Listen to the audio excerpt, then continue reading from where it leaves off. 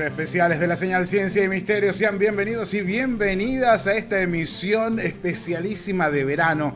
Tengo que decir la verdad, estoy muy emocionado con lo que está sucediendo esta noche porque vamos a tener los resultados de una investigación que podría cambiar la historia de los objetos voladores no identificados y de todas estas cosas que suceden alrededor, como las conocemos. ¿Por qué? Porque esta noche estamos en conexión directa con Jack VALLE y con Paola Harris aquí en la señal Ciencia y Misterios para hablar del caso Trinity. Y no solamente para hablar del caso Trinity, sino que después también les haremos algunas otras preguntas respecto al fenómeno. Quiero darles la bienvenida a esta gran emisión de la señal Ciencia y Misterios. Es un sueño hecho realidad. Hace mucho tiempo que esperaba tener a Jack VALLE en el programa. Andrea Pérez Simondini, gracias. Te quiero agradecer públicamente por la gestión para que esto suceda. Y estamos comenzando con una historia esta noche que yo, antes de que pasemos al tema principal y a los invitados, los quiero poner un poquito en condición y en el lugar. ¿Por qué? Porque estamos en la señal. Bienvenidos y bienvenidas a todos, ya saben, pueden dejar su like, comentar, dejar su comentario por allí, suscribirse, si nos quieren apoyar, se pueden hacer miembros del canal. Con eso nos apoyan muchísimo para que lleguemos a fin de mes. Estoy viendo que llegan super chat, que llegan también nuevas membresías. Muchas gracias por apoyarnos, familia señalera. Muchas gracias por estar junto a nosotros. Yo los voy a poner un poco en contexto. En un rato les voy a agradecer a uno por uno. Pero Pauli se acaba de ser miembro. También veo por aquí que hay super chats, como por ejemplo el del Tono 77, el de Tío OVNI Chile. Muchas, pero muchas gracias por estos super chats y por este apoyo, familia señalera.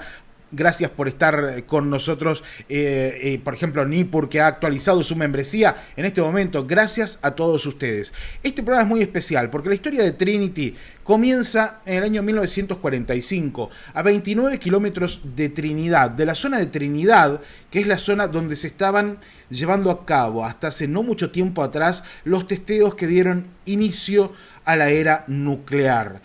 Allí, cerca de White Sands, de Álamo Gordo, se encontraba un rancho de adobe con un aljibe al frente y una camioneta reluciente que solía conducir un muchacho, un niño de apenas 9 años, José, el único varón de la casa que no había ido a la guerra. ¿Qué guerra? La Segunda Guerra Mundial. Y que trabajaba en el campo de sus padres, muchas veces acompañado por Remigio Vaca, que tenía 2 años menos.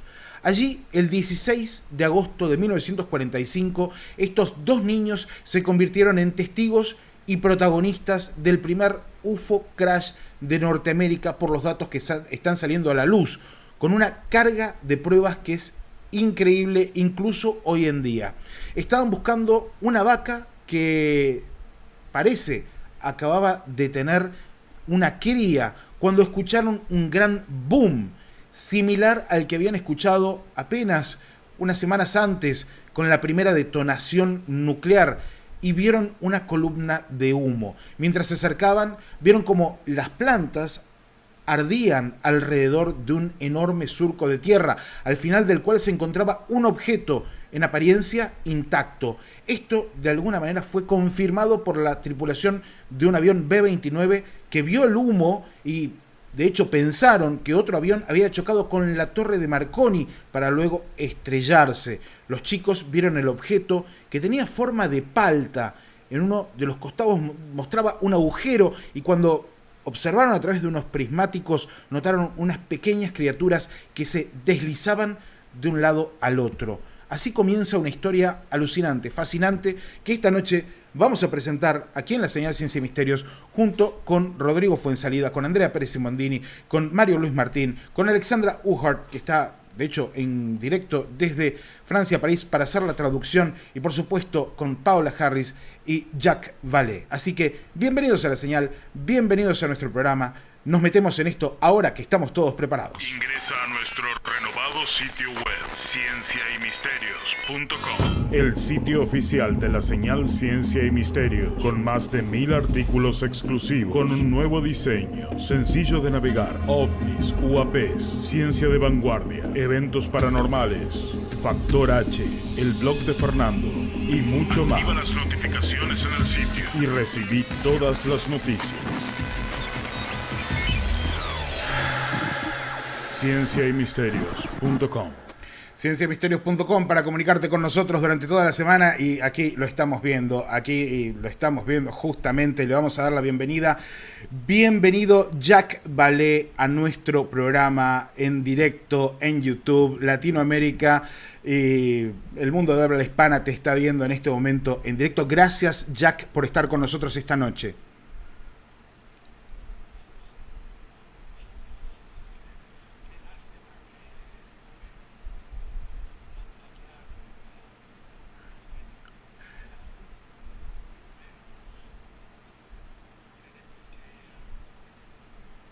Don't worry, lo haremos en inglés, pero recuerdo, antes que pasemos a todo lo demás, Jack iba a traerle hoy un poco de agua con gas, un poco de soda, porque sé que le gusta mucho, pero aquí tengo un poquito para mí. No sé si usted tiene allí cerquita. En la cena que compartimos, estábamos peleando por la soda nosotros dos, y siempre recuerdo eso. Le gusta la soda, ¿no? Sí, yeah, I like it. Absolutely. Vamos con Andrea Pérez Simondini. Andrea, te quiero agradecer esta noche por haber gestionado esto, por estar con nosotros. Bienvenida a la Señal, querida amiga.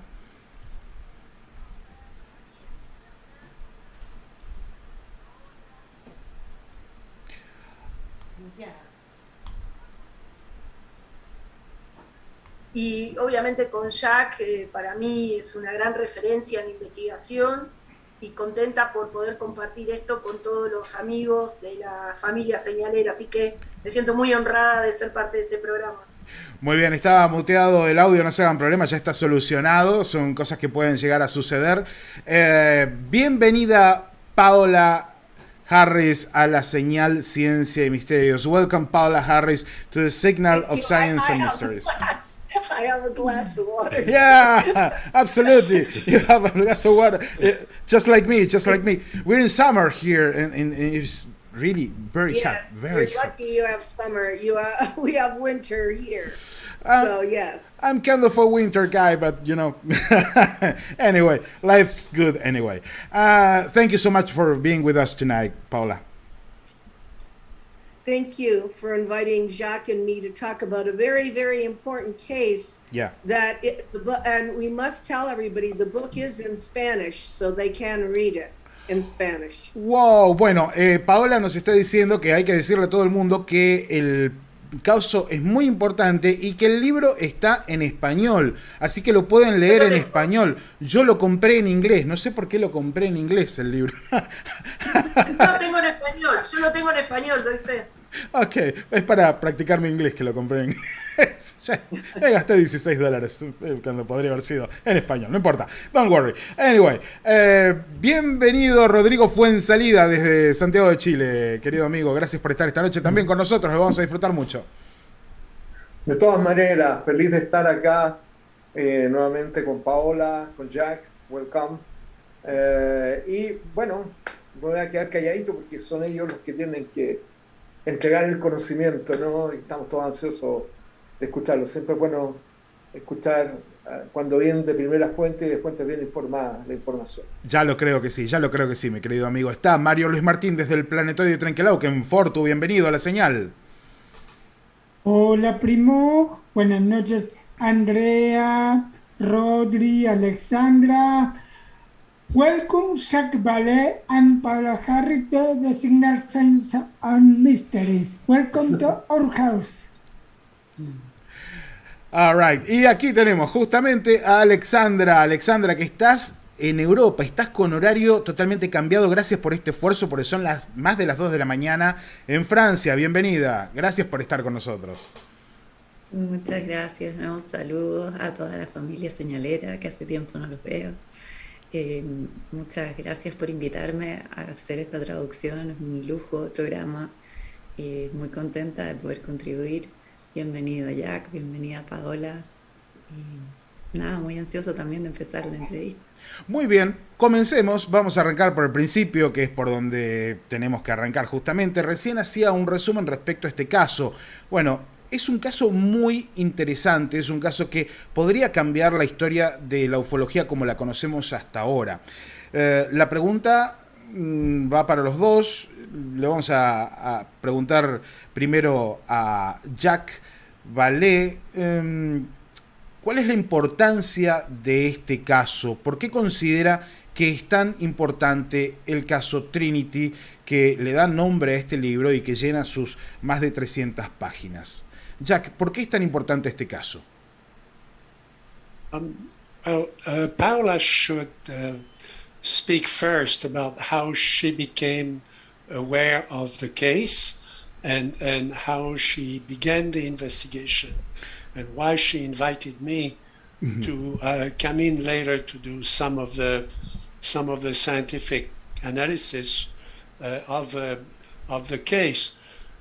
The case is, as you know, I've gone all over the world studying UFOs for a long time, and I've gathered information in France, in Brazil, of course in the United States, and occasionally in Argentina. I've been in Argentina several times. Yeah. I love your country, and Thank you. the cases there can be compared to the cases in other cultures, in the European culture and the North American culture, to form. And I'm a scientist looking for patterns. I don't have an explanation for the phenomenon. I think the explanation will be found by comparing many cases from different countries and as using computers, but using other methods also to try to extract the constant features of the phenomenon and relate it to what we know about the universe. I think that's what I try to contribute to. The case He needs to translate this, Jacques, so that's a lot. So just wait Thank you. a minute till she translates it because it's got to be in Spanish. Go ahead, Alessandra. Thank you, Paola. Yes. Les voy a contar un poco lo que iba diciendo hasta ahí, no ha terminado con la respuesta, pero bueno, empieza diciendo que tal vez debiera ser Paola la que introduzca el tema, porque ella fue la que encontró el caso, la que lo investigó y que ella invitó a Jack a participar de esta investigación ya en el lado más científico. Pero nos cuenta que él ha viajado por todo el mundo haciendo investigaciones de campo, viendo los casos en directo, que ha viajado por Francia, perdón, Estados Unidos, Argentina. Dice que le gusta mucho Argentina, que los casos que hay ahí se pueden comparar con los casos de Europa, con el nivel de los casos de Estados Unidos, y que él como científico justamente busca en estos casos de distintos países buscar un patrón que pueda ayudarlo a encontrar tal vez respuestas o acercarse a las respuestas, y que claro, en algunas circunstancias va a ser necesaria la computación, inteligencia artificial tal vez para analizar algunos datos, pero lo importante es lograr extraer estos puntos en común que se dan en los casos. Okay. You can continue now, Chuck. The case is remarkable. You know, I must have studied several thousand cases. As you know, I've published a great number of them in books and reports. This one is extraordinary because it resets the beginning of the UFO phenomenon in America and in the world to 1945. 1945 was a turning point in the history of the world because of the atom bomb. Que uno de las características que hace que este caso sea absolutamente remarcable, después de todos los casos que él ha estudiado a lo largo de su carrera, es que este cambia el inicio de lo que se consideraba el inicio de la era de los ovnis, que era el año 1947, y con este caso se atrasa esa fecha en 2 años, porque el caso de Trinity es de 1945. The main witnesses are 2 young boys, 7-year-old and 9-year-old, who were in charge of watching the cattle on a very large ranch in New Mexico, within about 25 kilometers of the site where the first atom bomb was exploded. Okay. Nos especifica que los 2 testigos principales de este caso son un niño de 7, o eran niños en ese momento de 7 y 9 años, y ellos estaban a cargo de cuidar el ganado del campo de la familia, del rancho. Y este lugar se encontraba a 25 kilómetros de donde se había detonado la primera bomba atómica. The ranch itself is a very large property. There was cattle on the ranch. The children were in charge of maintaining the property, maintaining the fences around the property, and watching the cattle. As I think you said earlier, this was an important time because one of the cows was going to have a calf, and it was very important to brand it to make sure that the animals were all right. So the 2 boys were there most of the time. They were on the property, and they were there when the object fell on top of them and landed within reach of where they were. Okay. Dice que este rancho donde los niños vivían era muy grande y ellos estaban casi todo el tiempo ahí, trabajaban, que estaban a cargo del ganado, de las rejas, del perímetro, en el fondo del funcionamiento diario, y estaban ahí cuando vieron este objeto.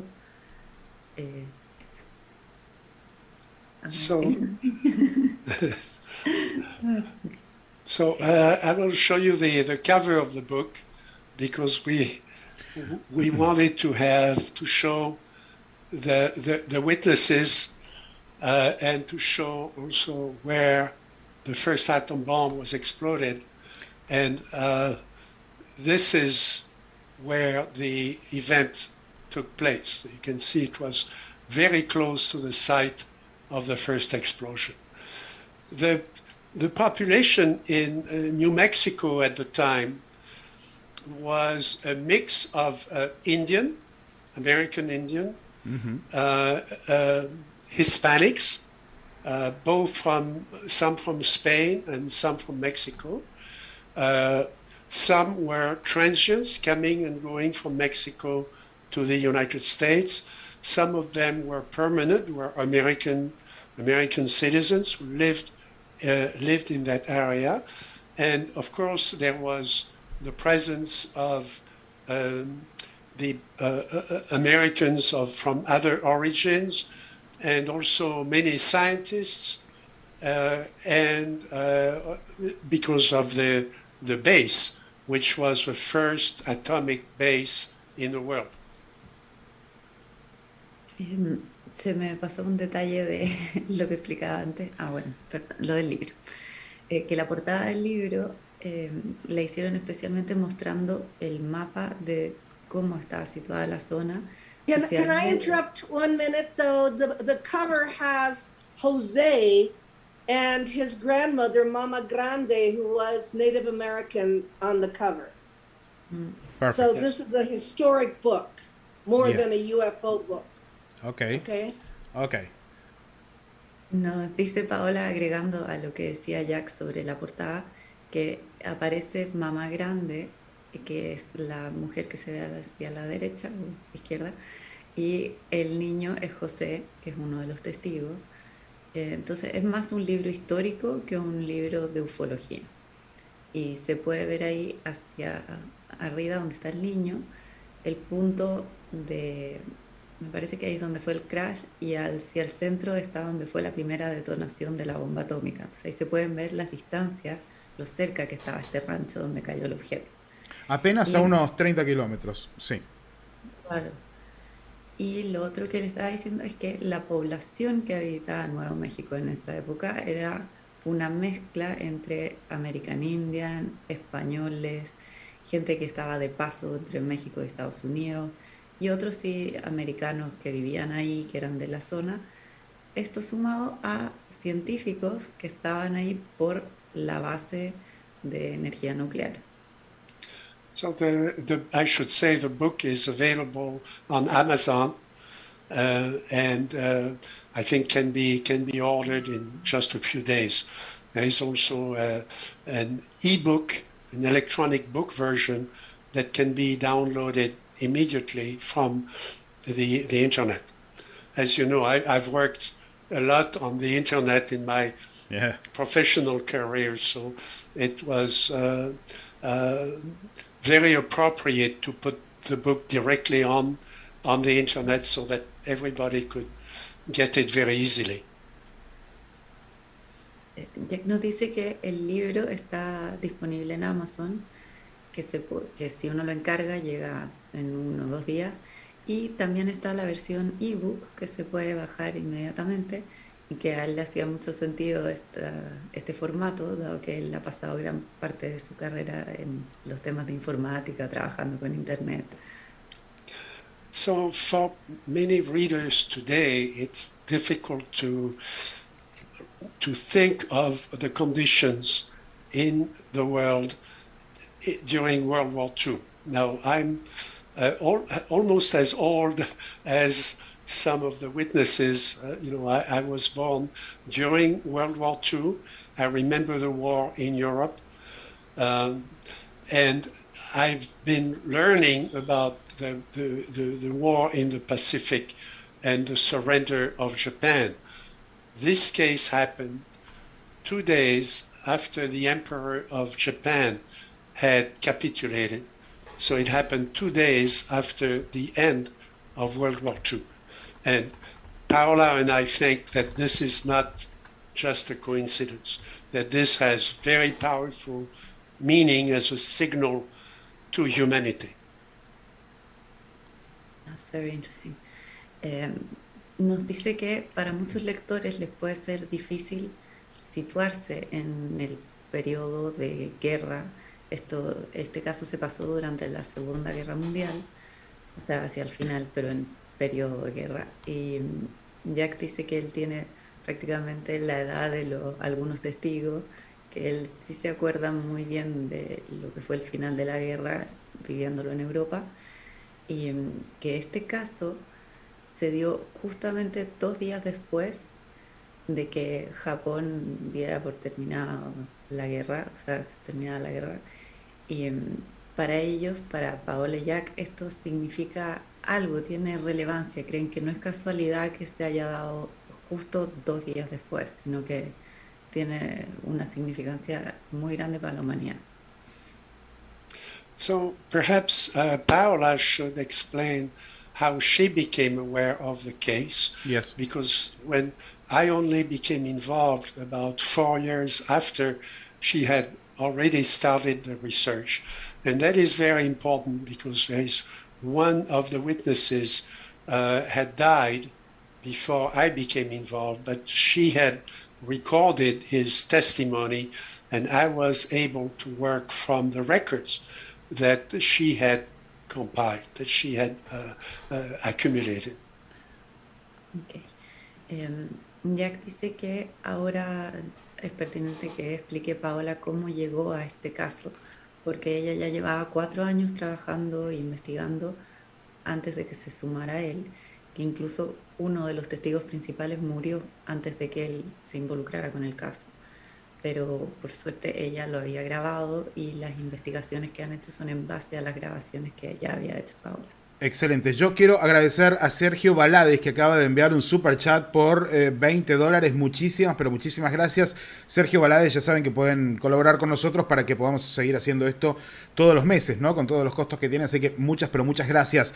Paola Harris, bienvenida otra vez a nuestro programa. Bienvenida otra vez a nuestro espacio, a nuestra casa. Me gustaría saber cómo encontraste esta historia, cómo la fuiste investigando, cómo te pusiste en contacto con estos testigos que hoy se nota son tan importantes y cómo fue este proceso que lleva a que hoy tengamos estos datos tan reveladores respecto a la historia de los objetos voladores no identificados. Gracias. I want to first answer, you had asked why this case was important, because in all the cases that I've ever studied, and Jacques has ever studied also, we have the location, we have the witnesses, and there are 3, not just 2, and we have the metal, because the 9-year-old went inside the craft and pulled the metal from the inside of the UFO. Do you want to translate that for... Paola nos dice que, respondiendo a la pregunta inicial de por qué este caso es tan importante, dice que de todos los casos que ella ha estudiado, de todos los casos que Jack ha estudiado, este tiene, en fondo, los elementos más interesantes. Tienen el lugar, los testigos, son 3 testigos, y tienen además metal, porque uno de los niños entró al objeto nave y tomó algo, que es este metal que se ha podido analizar. Wow. And Roswell, and I interviewed the people at Roswell, do not have that kind of basis. Absolutely. We don't know where it crashed. We don't have any witnesses that are alive, and we don't have any metals. So it will be of use. It would help the Roswell case. Dice que comparándolo con el caso Roswell, en ese caso no se sabe dónde cayó la nave, no hay testigos que estén vivos, ni tienen materiales. Entonces este caso tiene todos esos elementos y podría ayudar tal vez a entender el caso de Roswell.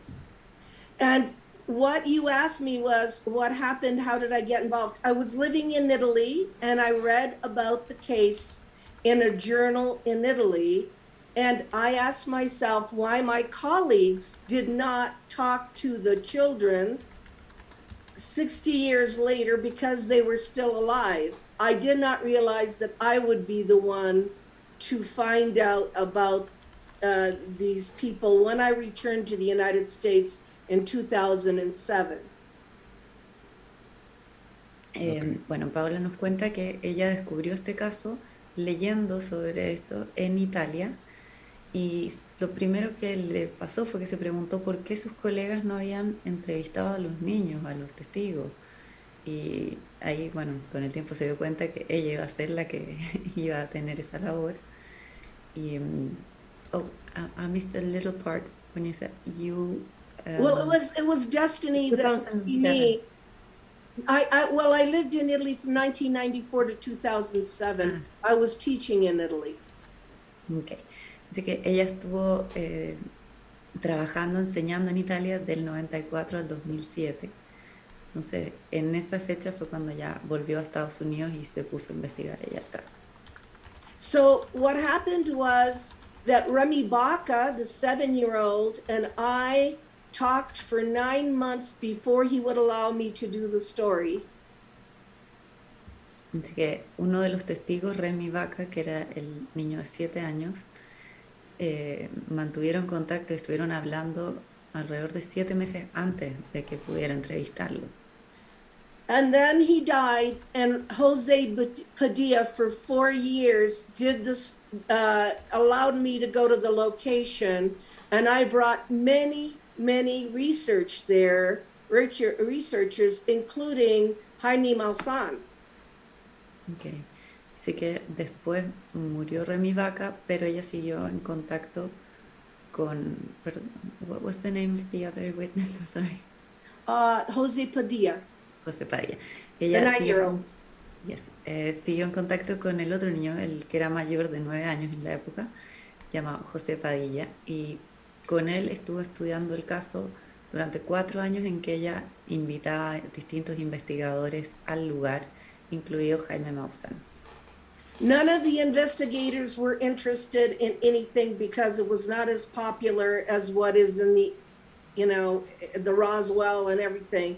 They were not interested. So thank God that 5 years later, Jacques Vallée took it seriously. Así que la gente que fue, los investigadores, no estaban interesados en el caso porque no parecía ser un caso tan popular, no estaba en los medios, no se conocía, no se quisieron involucrar, y que menos mal 5 años después Jacques Vallée sí apareció y se tomó en serio las evidencias del caso. So when Jacques approached me, we went to New Mexico, as I mentioned before, at least 8 times to go on location and get the story of Jose Padilla, which is extremely interesting. Así que cuando Jack la contactó, empezaron a ir al lugar para ver en terreno y hablar con José Padilla, que estuvieron al menos 8 veces en el lugar entrevistando en directo y estudiando. And I'm very grateful to Jacques because the story would never have come out if he hadn't taken an interest in it. Me dice que está muy agradecida de Jack porque si no fuera porque él se interesó en la investigación, probablemente esta historia no habría salido a la luz y no tendría tanto interés.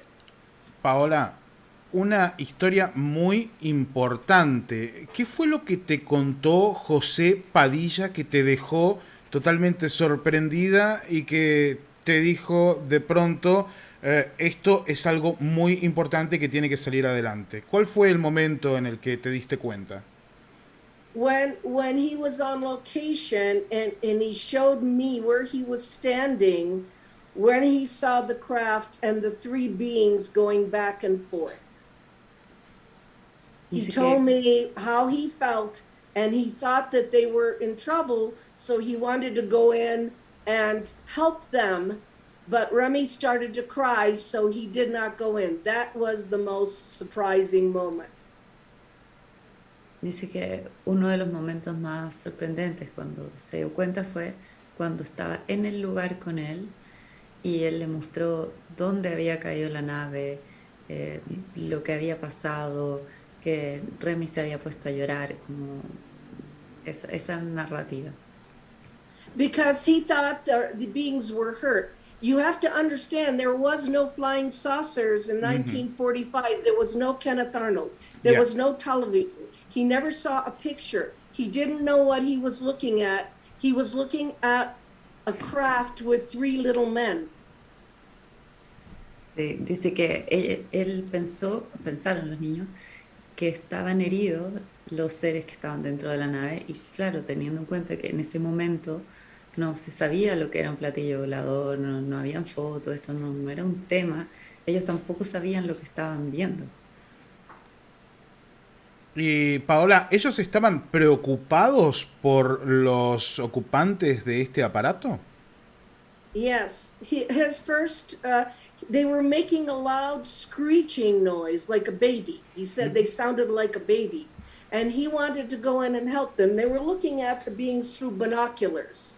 And he wanted to go in and help them. And there was fire all around. There was smoke, and it was irritating their eyes. And the little boy, Remy, started to cry, so he did not go in. Dice que, bueno, estos seres estaban gritando y que sonaban como bebés, que estos niños pensaron en ir a ayudar, pero al mismo tiempo en el lugar había humo, ellos estaban mirándolos a través de binoculares, pero de todas formas el humo les irritaba los ojos. O sea, era una escena bastante dramática y ahí se puso a llorar Remy, entonces no entró. And maybe Jacques can talk about this. There was telepathic communication. Dice que tal vez Jack quiera explicarnos que hubo una comunicación telepática. So, there are several extraordinary questions to ask about the case. We cannot go into all of them, but one of the questions is why didn't they report what they had seen? You know, here we have two witnesses who have seen something extraordinary. Why did it take 70 years for them to talk about, actually 65 years, for them to come out and talk about it? Okay, I'll translate and then you go. Dice que hay muchas preguntas extraordinarias que hacer sobre este caso, pero que una muy importante que vamos a poder cubrir es por qué los niños no reportaron lo que vieron en 65 años. Que es mucho tiempo. Claro. So there are several answers to that, but to understand it, people have to get back into the conditions of the time. Jose Padilla, who is still alive today, fortunately, and we've become friends in the course of this investigation. Jose Padilla remembered the explosion of the bomb. In fact, his ear was hurt and he was bleeding from the ear when the explosion of the bomb came to their house. His mother lost vision in her eyes because she had looked at the cloud, at the cloud over the site where the explosion took place. So they were in conditions of the end of the war that were extraordinary conditions. All right. Bueno, nos dice que José Padilla recordaba la explosión de la bomba, que hay que tener en cuenta las condiciones en las que estos niños vivían en el momento que pasó lo del crash. Entonces, José Padilla, cuando fue la explosión, perdió, no sé si perdió el oído, pero fue herido en el oído. Sí. Y le sangraba. Su mamá perdió la vista por mirar la nube de la explosión atómica. Entonces podemos entender que era un ambiente muy complejo. Also, their property was outside of the base itself, but it was still within the military area of White Sands and Alamogordo. Si bien la propiedad estaba fuera de la base militar, sí estaba dentro del terreno militar, cerca de Alamogordo.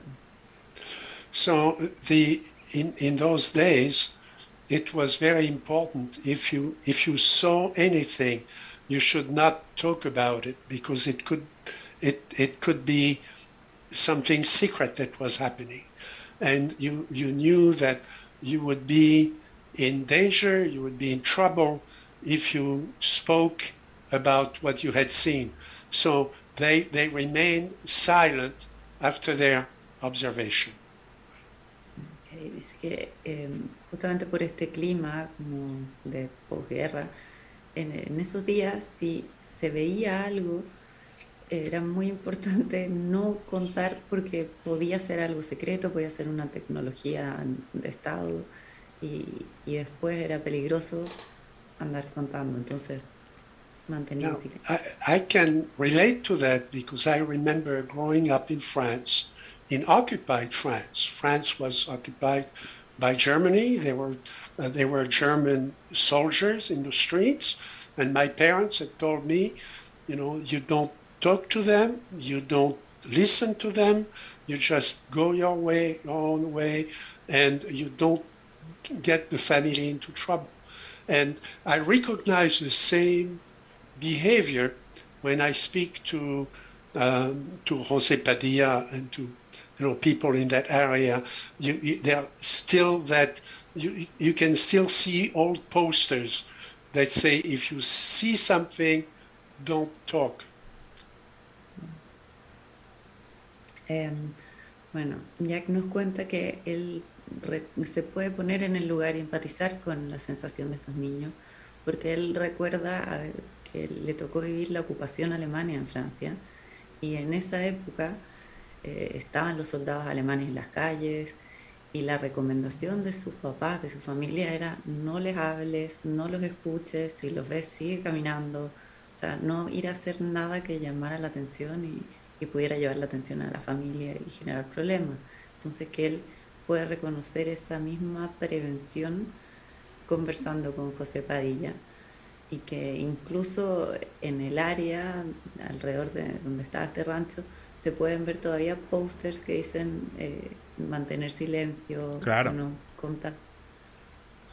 So what they saw was an object that came over the sky, over them, hit a large communication tower that controlled communication in the north zone over the atomic area. The tower was damaged. The communication stopped. The radio communication stopped. The Alamogordo control base asked a pilot named Brody to see he was coming in to land inside Alamogordo. And he was asked to see what had happened to the tower. Then he verified what the children are telling Paola and me. Así que lo que los niños vieron fue un objeto que venía cayendo sobre ellos y que en este trayecto chocó con una torre de comunicaciones. Entonces que Claro. esta torre de comunicaciones generó, por supuesto, el choque generó problemas con las comunicaciones de la torre, y en Álamo Gordon se comunicaron con un piloto que debía aterrizar pronto y le pidieron que por favor fuera a mirar qué estaba pasando con la torre. Y al ir a mirar la torre se corrobora la información que los niños le dieron a Jack ahora. O sea, Jack, el piloto ve la columna de humo de la que hablaban los niños. So that again in English. Yeah, the pilot sees the same thing the kids were watching, Yes. right? Yes. The pilot was flying a bomber, a four-engine bomber, the same type of bomber that bombed Japan, dropped the atomic bomb in Japan. He was part of B-29. He was part of the same team. Yeah. He was coming in for a landing. He circled the tower. He saw that the tower was bent and the tower was no longer communicating. And then he saw the fire. He saw the smoke that Paola has mentioned in the plants, the vegetation. The object was not on fire. The object crashed, but it was still under control. It did a controlled crash. It landed in the bushes, in the vegetation. The pilot saw that, and he saw Remy and his son Jose and their horses. So we know exactly, this is not that the children invented the story. We have the testimony of the pilot. Oh, great. Aquí no. Everything is tight. He called them two little Indian boys, so they were not little Indian boys. But you should translate that. Yeah.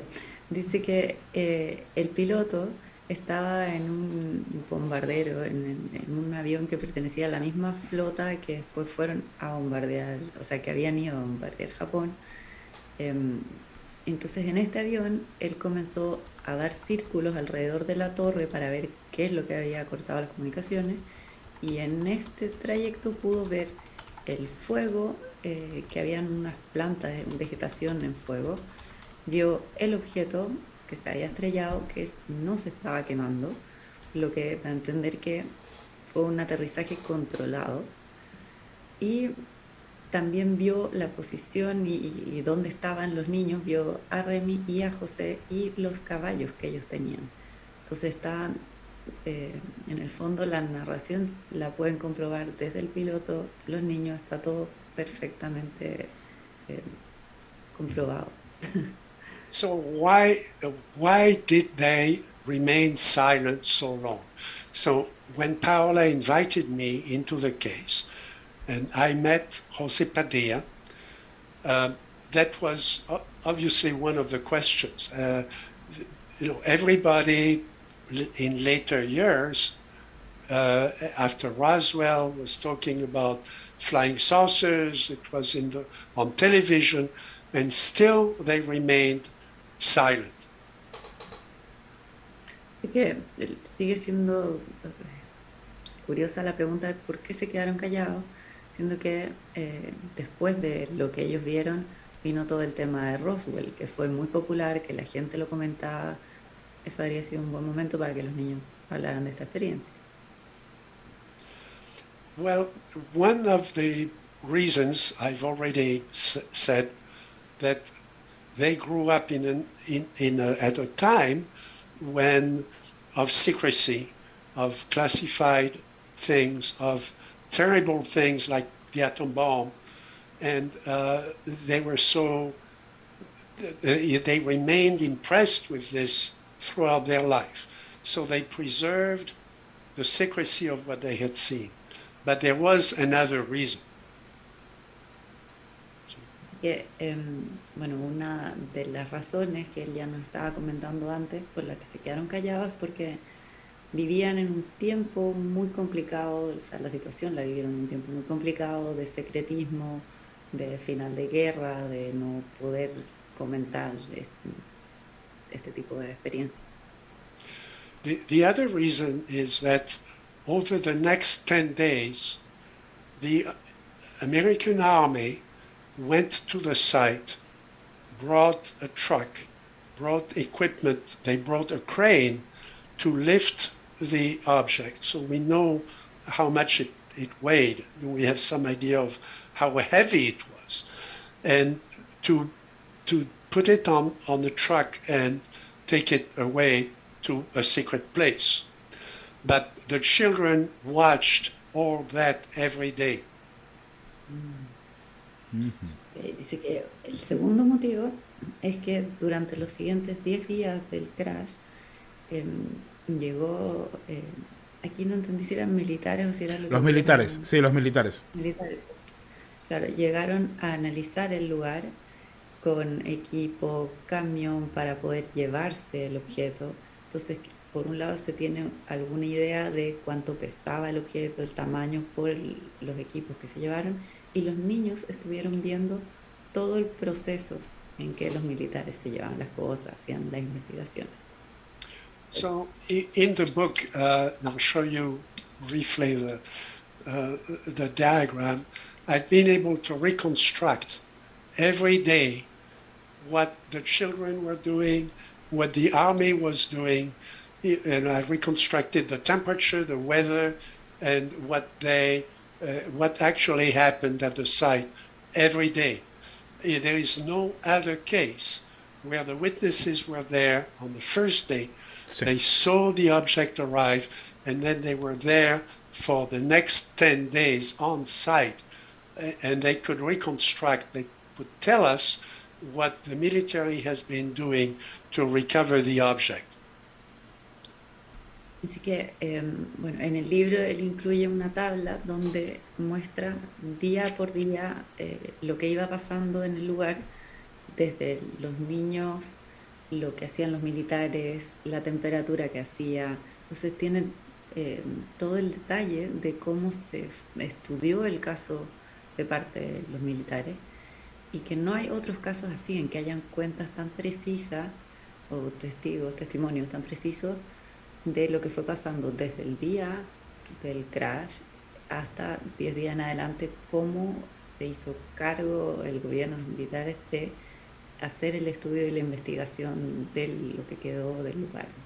I'm going to add that Jose Padilla has a photographic memory. I've never met anybody that can remember the days, the people, the names like he can. And he was later on a police officer in his life. Good point. Paola nos, Paola nos cuenta que... Sorry, Go ahead, go ahead. Go ahead. Un detalle muy importante, que José Padilla tendría memoria fotográfica. Ella dice que no conoce a nadie que se acuerde de esa manera de los días, las personas, los nombres, todos los detalles. And he was a police officer later on. Claro, y So después he's se credible convirtió en witness. policía. He's a credible witness. Claro, que es un testigo muy creíble porque además después se convirtió en policía. Correcto, correcto. And Continue, in Jack. one of our meetings, I asked Senor Padilla to draw exactly what how he remembered the object, and this is what he drew. The object was, he called it an avocado, Mm-hmm.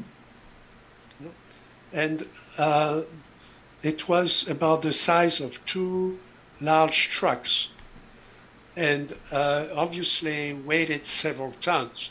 So this was not a weather balloon. This was not also a, just a little experiment. This was a very heavy object.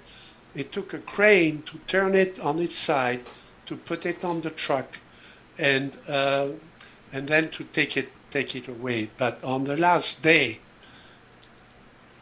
Jose and Remy had access to the object when it was on the truck itself, on the trailer, and Jose went inside.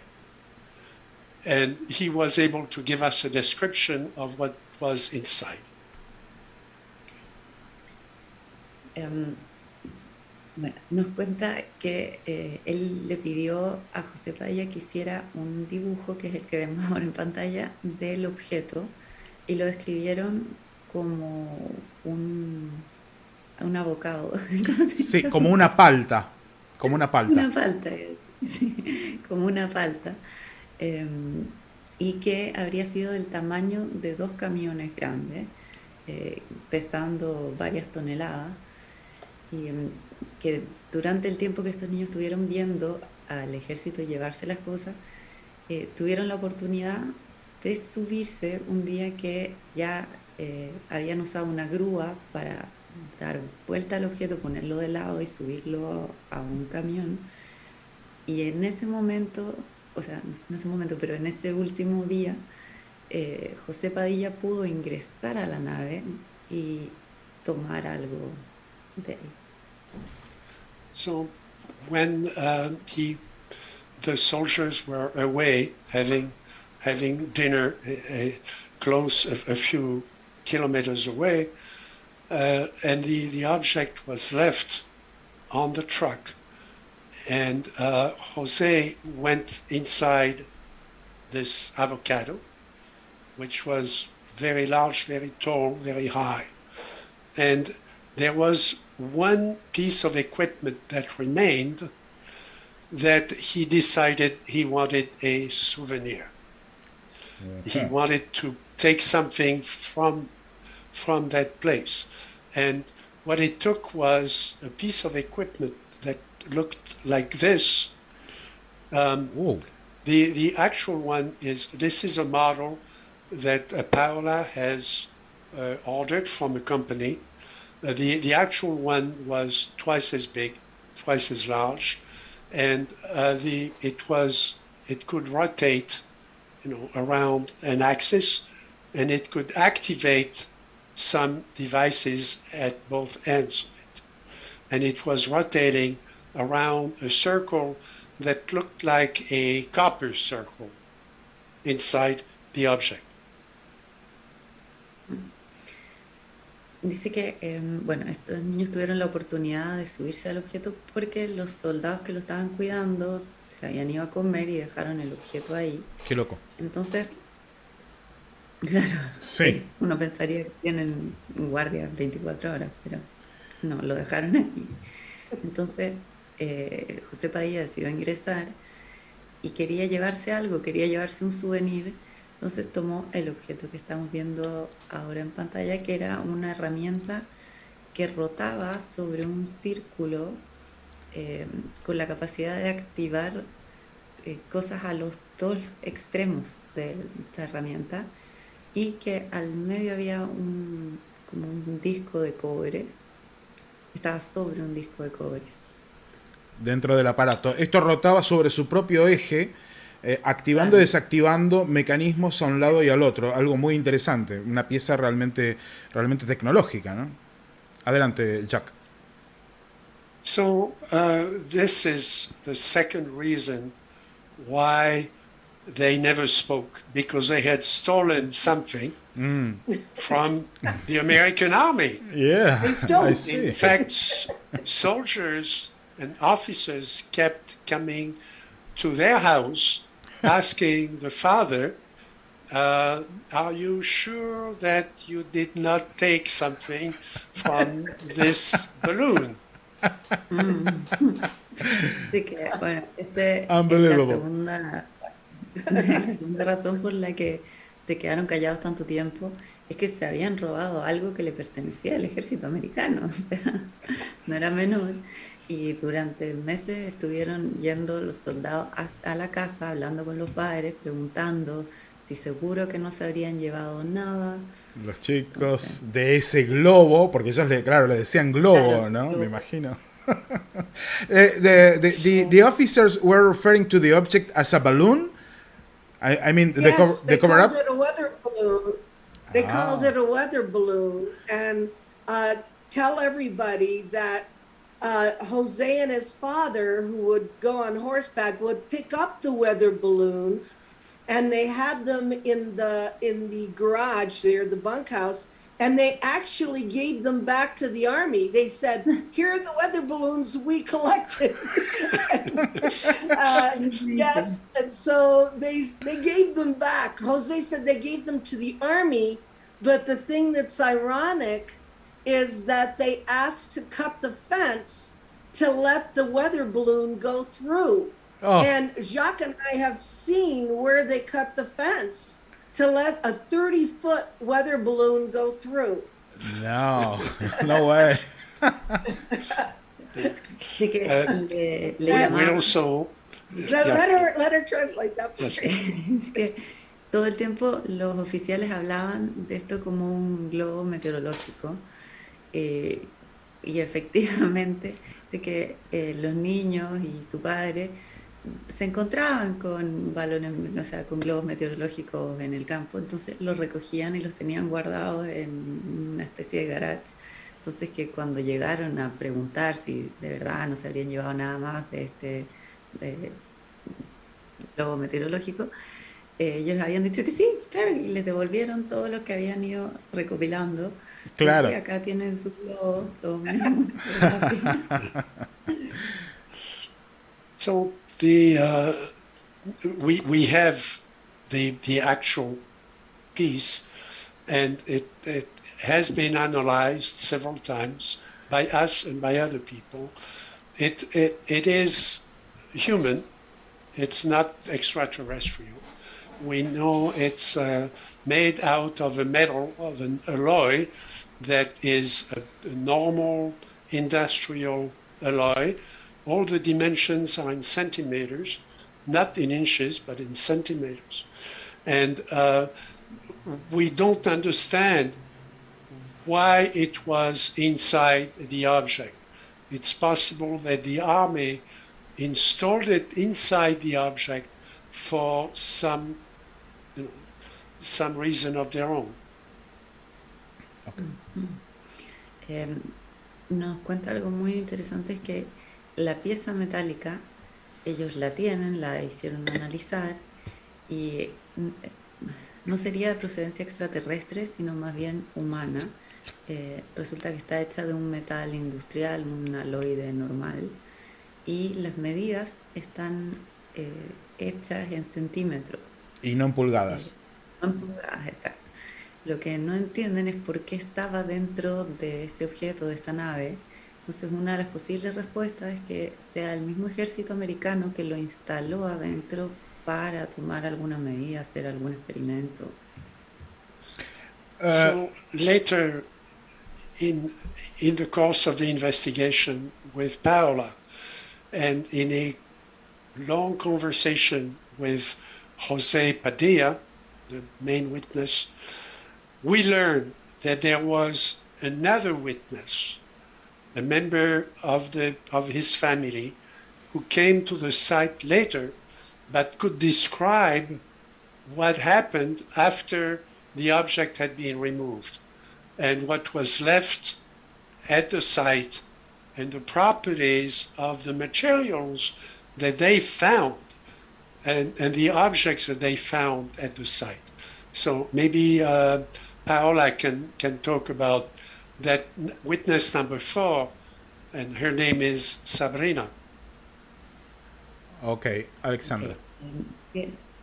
Durante la investigación y conversando con José Padilla, lograron descubrir que había un cuarto testigo, que sería otro miembro de la familia que estaba presente, que vio lo que pasó una vez que se llevaron la nave, lo que pasó en los siguientes días.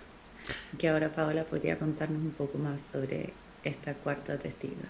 Que se llama Sabrina. Pero antes quiero hacerle una pregunta a Jacques Vallée, y creo que es una pregunta que nos estamos haciendo todos. La voy a hacer primero en español y la traduce, por supuesto, Alexandra.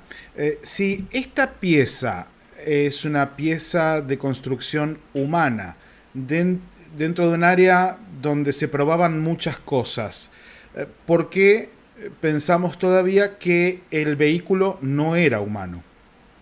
Que el origen del vehículo no era humano. So I understood okay. what you asked.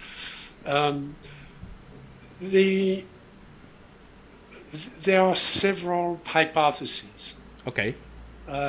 Obviously, one hypothesis is that there was a human device inside the object, and we don't know why. Okay. Okay. Remember that there were 3 short humanoid beings inside the object on the first day. After, when the kids came back, the next few days, they were no longer there. We don't know if they escaped or if they were captured by the soldiers. Yeah. Okay? But we know that those beings resemble other types of beings that have been seen in France, in America, in South America, and so on. So this is very interesting in terms of the correlation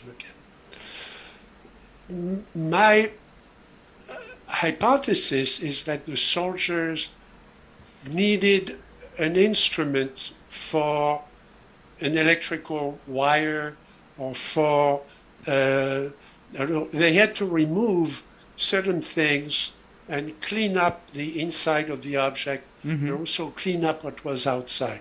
So they worked during the day, they probably worked during the night also.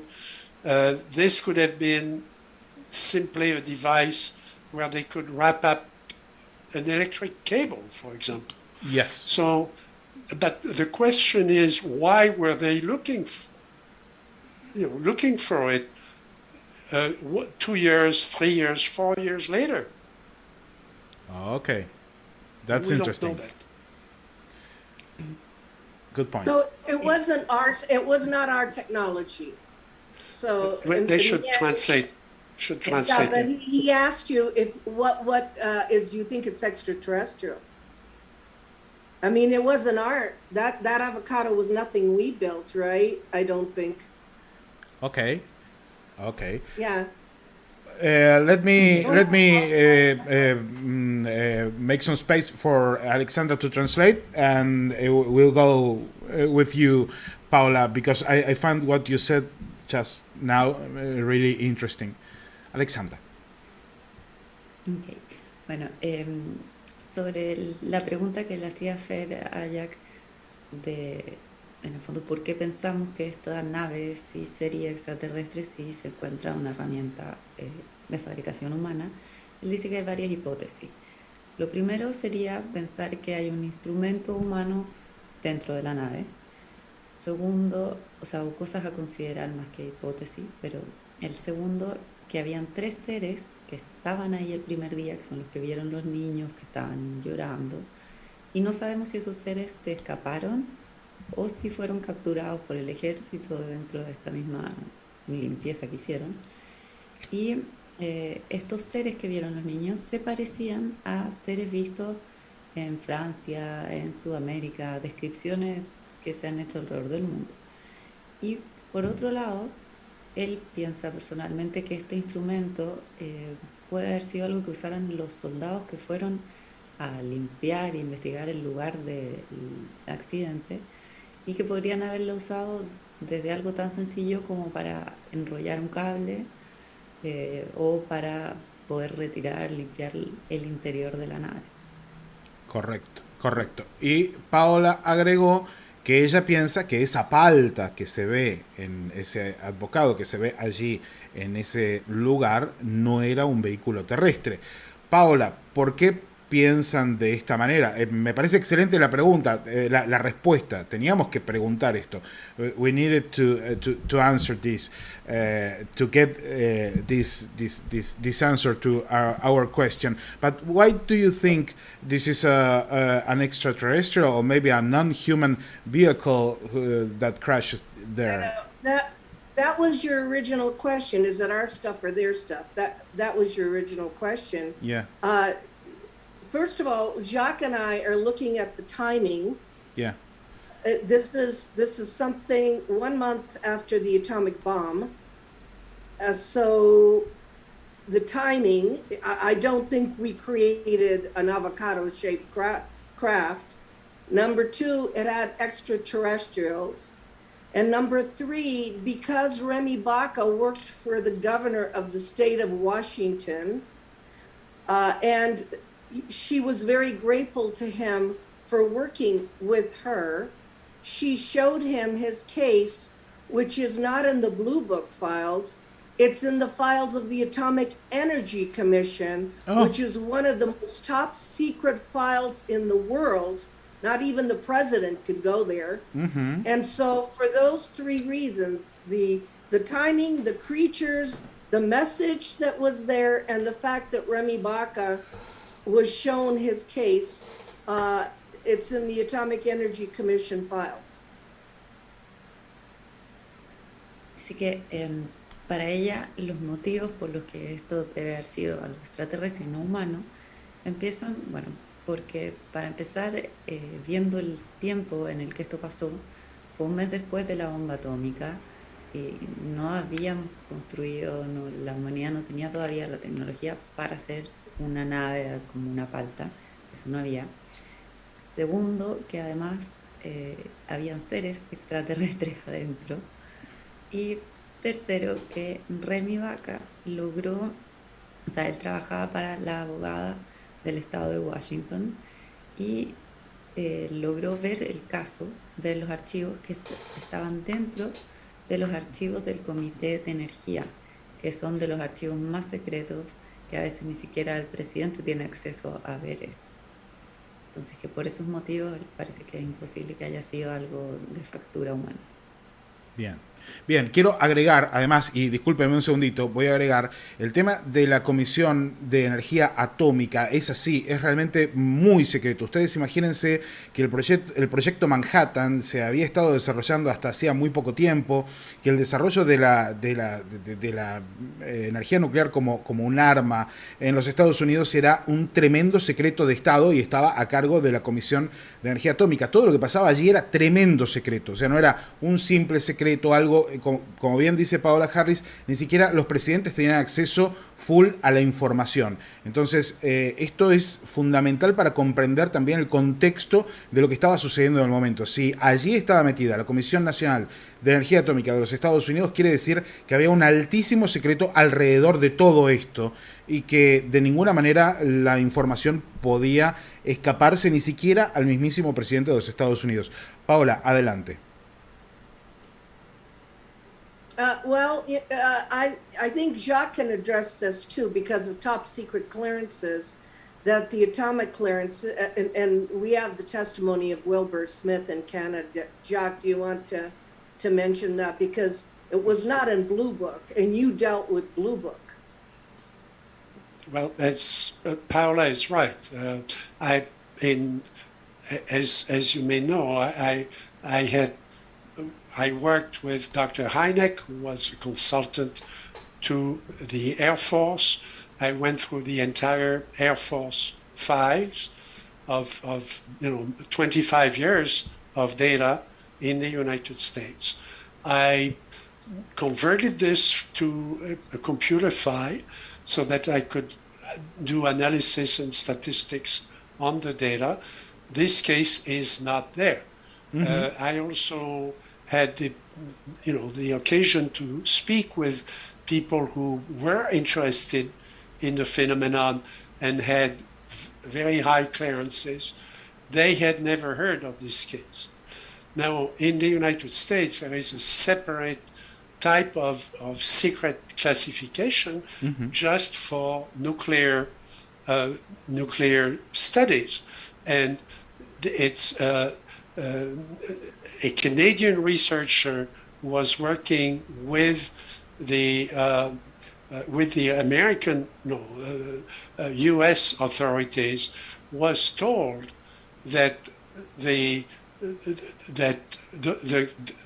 those cases were classified higher than the atom bomb, and so what we have here is a case that has remained completely unknown for 70 years.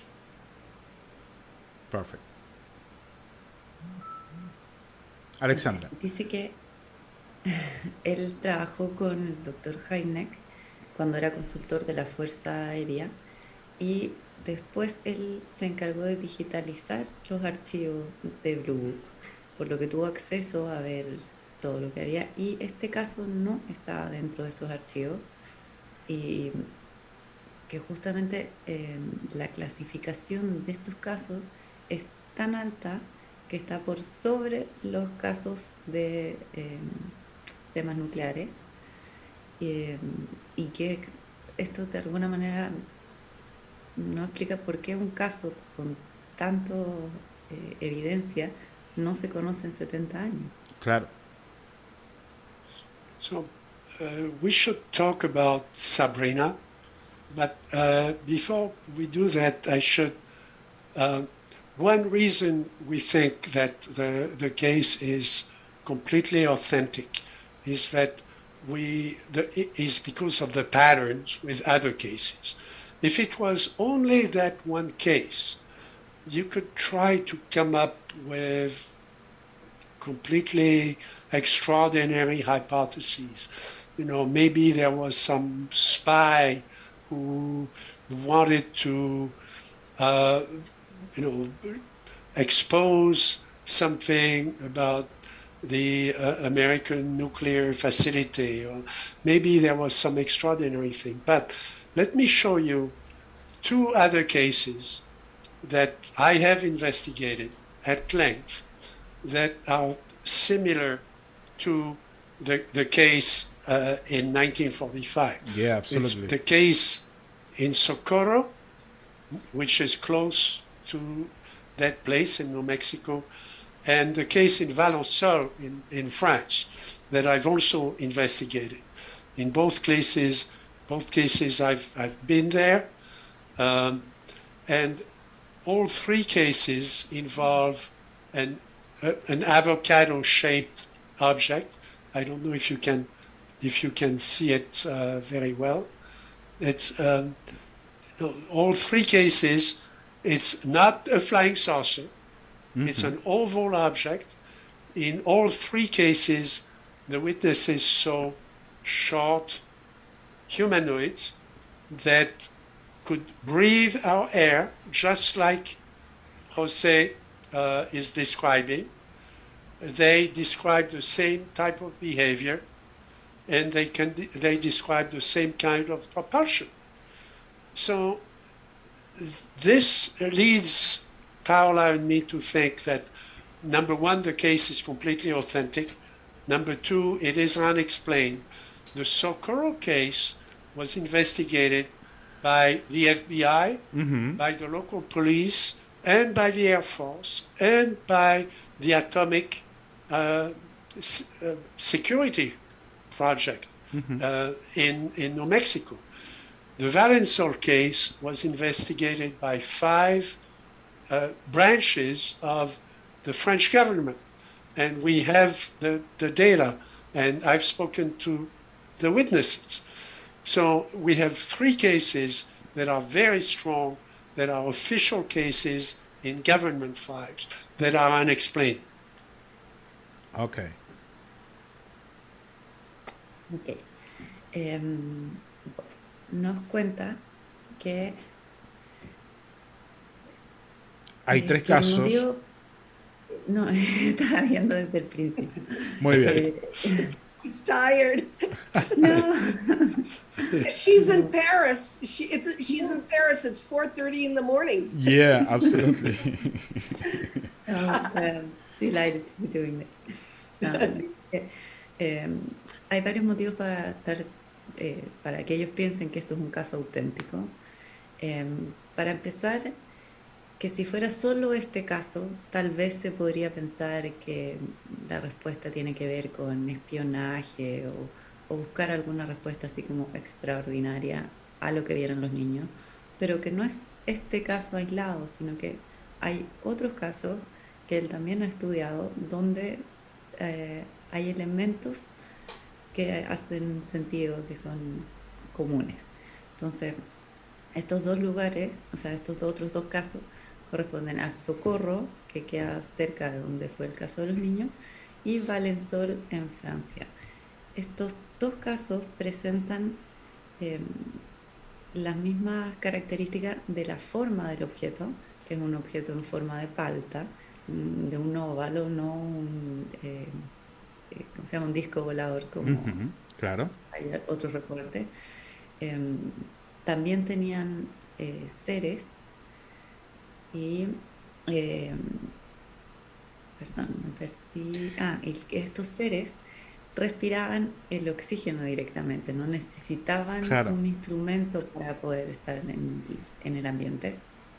Y estos otros 2 casos, el de Socorro y el de VALLE, fueron estudiados en profundidad por distintas ramas del gobierno. En el caso de Socorro, por la Fuerza Aérea, la policía, unidades que trabajaban el tema de la energía nuclear, y en el caso de VALLE fue estudiado por 5 ramas del gobierno francés. Entonces son casos que se apoyan los 3 y no tienen explicación. Bien, le voy a hacer una acotación a Jack respecto a que también es parecido en forma, al menos, al del caso Tic Tac. Nosotros aquí entrevistamos a Alexander Dietrich en su momento, una de los pilotos testigos del caso, y nos da una descripción muy parecida, un objeto con esta forma, ¿no?, ovalada, oblonga, alargada. Jack, almost can fit with the Tic Tac case of the Navy and the pilots on 2004, right? With the description, at least. There were no humanoids, obviously, but... I'm not sure we can make that comparison, because all we have about the Tic Tac is just a few minutes of sighting by the pilot. The rest of it is a thermal image. Mm-hmm. It's an electronic image of the temperature. Yeah. It's not an image of the actual object. So we really don't know. Also, the Tic Tac was really a cylinder, was like a cylinder and round. This is not a cylinder. This is really an oval. Remember, the reason they needed a crane, if I take this mouse, as an example, yeah, they needed to put it on this side so that it could go under a bridge on the road. It would, so they needed a crane to lift it. Yeah. And we went into the details of the truck and how they lifted it, what kind of crane it was, to have to have an idea of the weight. Mm-hmm. And the weight was at least 2 tons. It must have been between 2 and 5 tons. Okay. Dice que la verdad no podríamos hacer esa comparación porque el tic-tac tenía otra forma, una forma más cilíndrica en lugar de ovalada, como vemos en el caso que estás mostrando en pantalla y los 3 que nombré. Otro factor es que solamente se tiene como prueba del tic-tac una imagen de la temperatura del objeto. En el fondo no es ni siquiera la imagen del objeto en sí mismo, sino como la huella de temperatura. Y en cambio, en el caso de Trinity, es este objeto ovalado que de hecho era tan grande y tan pesado que tuvieron que usar una grúa para girarlo y que pudiera pasar por debajo de un puente. Dice que se calcula que tiene que haber pesado entre 2 a 5 toneladas. Perfecto. Quiero abrirle un poco el juego también, porque estamos acá ya hace rato. Andrea Pérez Simondini, yo me imagino que tendrás preguntas sobre el caso para hacerle a Paola o a Jack. André, querida amiga. Si estás por allí. I would like to add something very fast, though. We just found Sabrina 2 years ago. And Sabrina was 7 years old, and Sabrina saw the crash site because she lived with Jose's mother and father. She lived with the grandparents, and Jose had already moved to California. Sabrina, for us, she lives in California, verified, number one, that the area was all scorched and the vegetation had changed, number one. Number two, she was in possession of what looked like spider webs that were all lit up that fell from the craft and went all over the shrubbery or the plants that Jose had put all of this in, and she called it fiber optics, but we don't know what it was. It was all lit up in colors. They put it in a bag and they decorated the Christmas tree at Christmas with this stuff in 1945. And the third thing is she was playing when she was a little girl. They didn't have very many toys, with long strips of what looked like aluminum foil that when you would crunch them up, they would go back to the same shape. So what happened, we figured out, was that the father, Faustino, went back and found these materials, and Jose did not know she was playing with them in the house. So we have 2 separate testimonies that there were lit up spider web, she called it angel hair, And I told you they decorated the Christmas trees with it. And then this long aluminum material. For Jacques and me, that is scientific witness, and she was a child also and could remember how it felt to hold them, the temperature, everything. Ok. Bueno, Paola nos habla un poco del cuarto testigo que encontraron al final, Sabrina. Ella en el momento tenía 7 años y vivía con la familia de estos niños, con la familia de José Padilla. Y ella pudo verificar varios temas al respecto del crash. Primero, ella fue, no el día que fue el crash, el accidente, sino que en los días después. Y ella verificó que estaba quemada la vegetación alrededor y ella jugaba con unos materiales que al parecer el papá había vuelto al lugar y había recuperado estos materiales que ella llamaba como cabellos de ángel o como tipo fibra óptica, porque eran al parecer unas telarañas o un material parecido a telarañas de colores que se iluminaban. Entonces decidieron usarlas para decorar el árbol de Navidad ese año. Pusieron este material alrededor del árbol.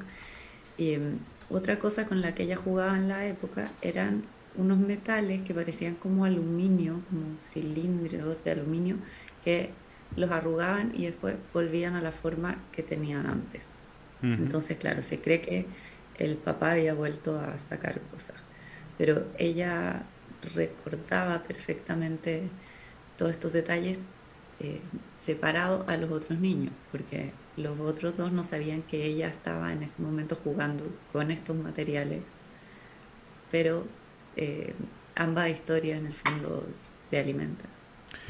Muy interesante. Le vamos a dar paso a Andrea Pérez Simondini, porque estas historias se complementan, se alimentan, alinean la información. Por supuesto, aquí estamos para preguntar. Andrea, ya que estás ahí, querida amiga, quiero saber cuáles son tus preguntas para Jack, para Paola.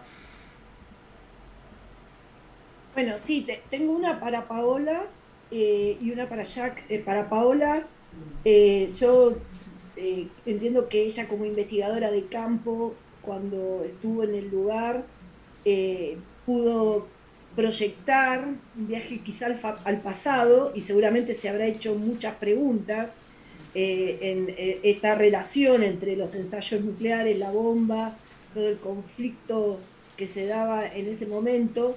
Digamos, ¿cuán segura está en lo que investigó, lo que indagó, digamos, que realmente no hubiera una intervención humana en lo que vivió la familia, o si ya tiene absolutamente descartado eso y está explorando sobre la extrañeza? Y en ese sentido, todos esos materiales que recuperó, hasta dónde llegaron con el análisis y qué conclusiones arribaron.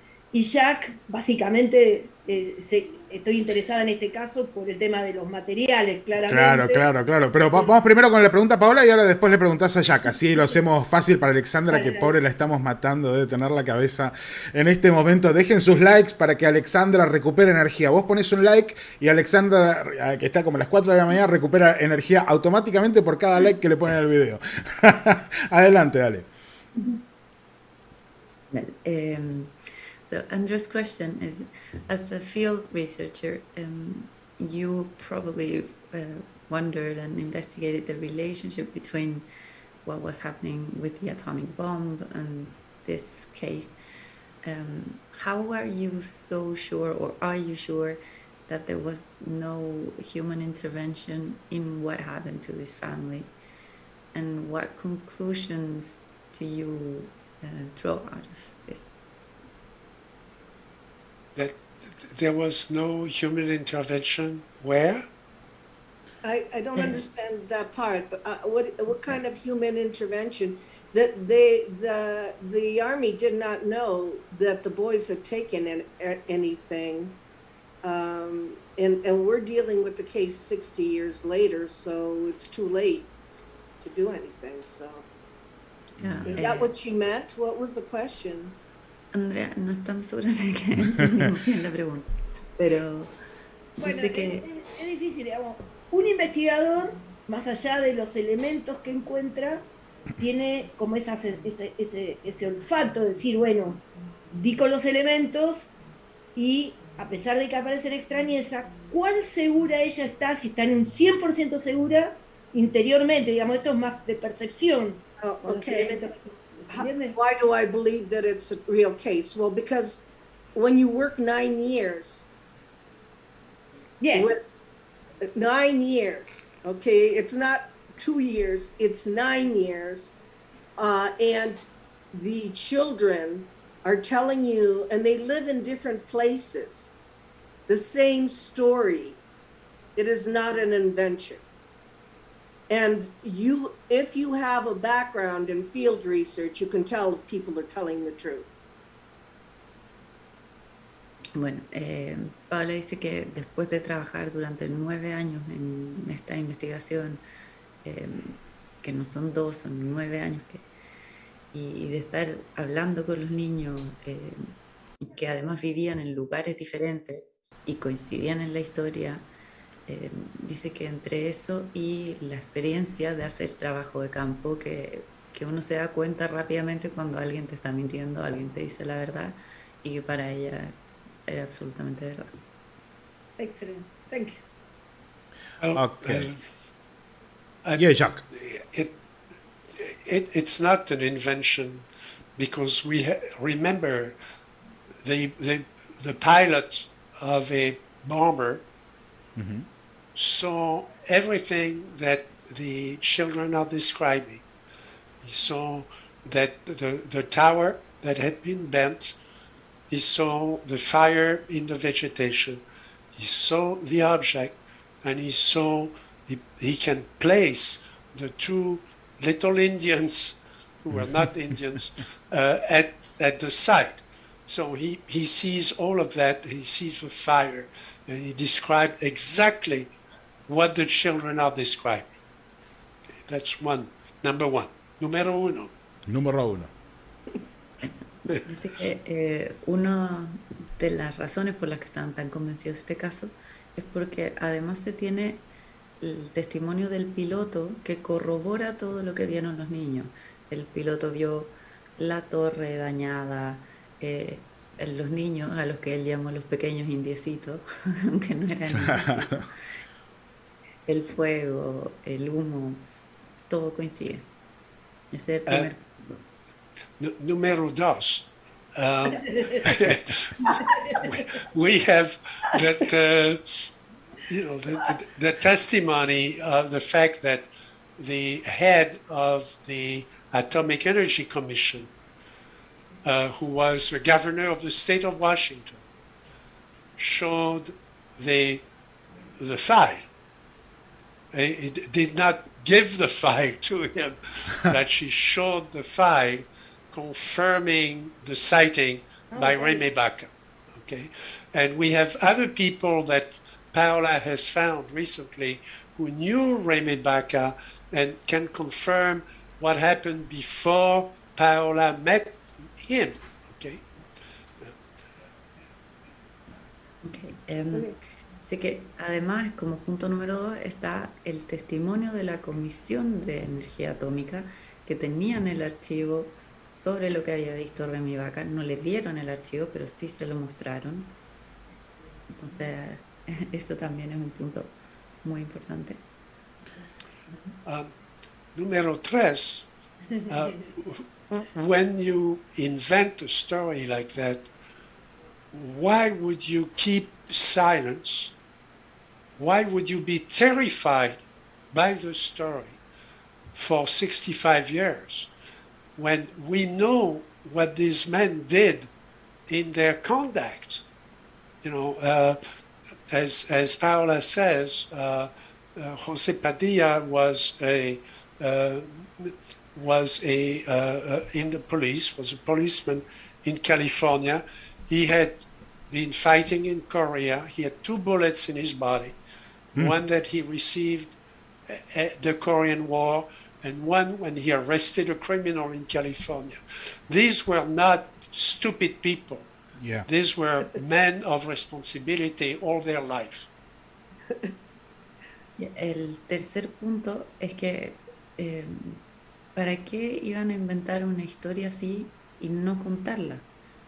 Claro. En el fondo, quedarse callados durante 65 años no hace mucho sentido, y que además, como bien dijo Paola hace un rato, José Padilla fue policía, además. Entonces, es una persona confiable, que además peleó en Corea, tenía heridas de bala de su momento de guerra en Corea, y también de atrapar a un criminal en California. Entonces, era una persona bastante confiable.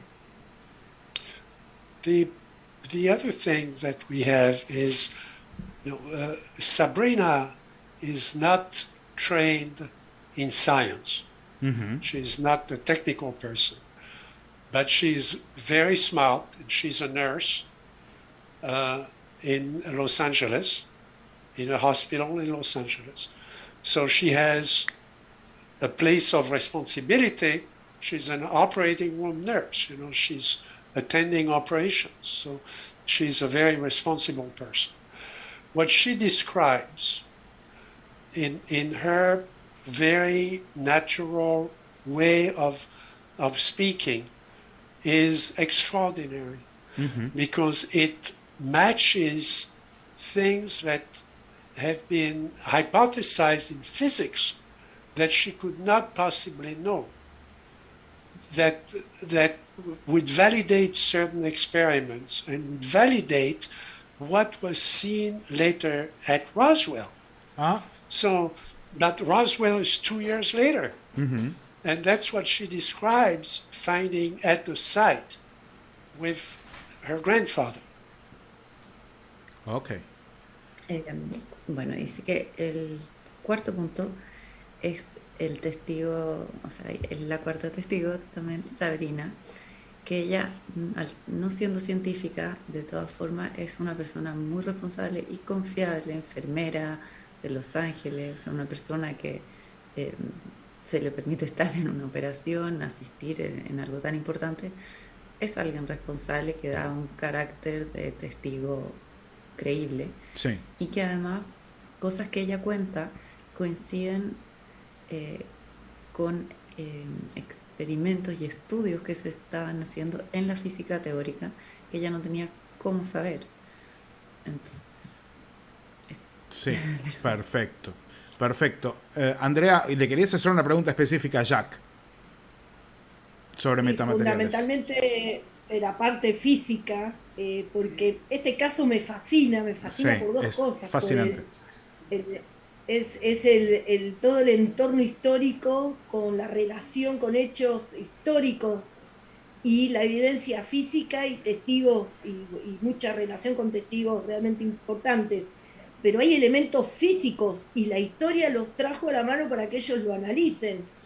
Y yo, como sigo muy de cerca por interés particular sobre los metamateriales, estoy siguiendo también la línea de que arrojó el resultado de los estudios de lo que se recuperó del caso.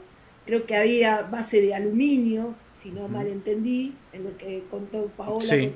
Y lo que hizo Jack.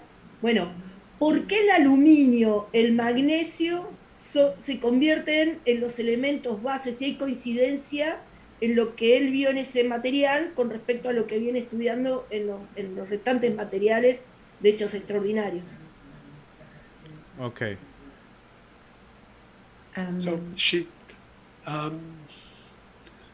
she's asking why aluminum and magnesium are maybe the north of your investigations about extraordinary cases. But she's asking why there's something about the material. Yes. Did I understand that? Yeah. Sí, Andrea, ¿tú querías saber por qué? Claro, ¿qué arrojó el resultado del material que recuperaron de ahí? Y si es coincidente con todos los materiales extraordinarios que él viene estudiando. So the question is, what did the result of the investigations on the metamaterials that you found, what did these investigations conclude, and do they fit with other investigations about other metamaterials you might have found in other cases? So we have just published a scientific paper on the first investigation that we've done of another case in Iowa called Council Bluffs. It's a small town in the state of Iowa where an extraordinary object was seen, and there was a deposition of metal in a state of fusion. And this was analyzed. This is not a case which is well known in, UFO by UFO investigators. It's a case where I've been investigating the case, and I have a complete file on the case, and we have the material, and we have done the study of the isotopes of the material, and we just published it, and for the first time in a top scientific review in physics. And I can send it to you. It was just published last month. And we want to do the same thing.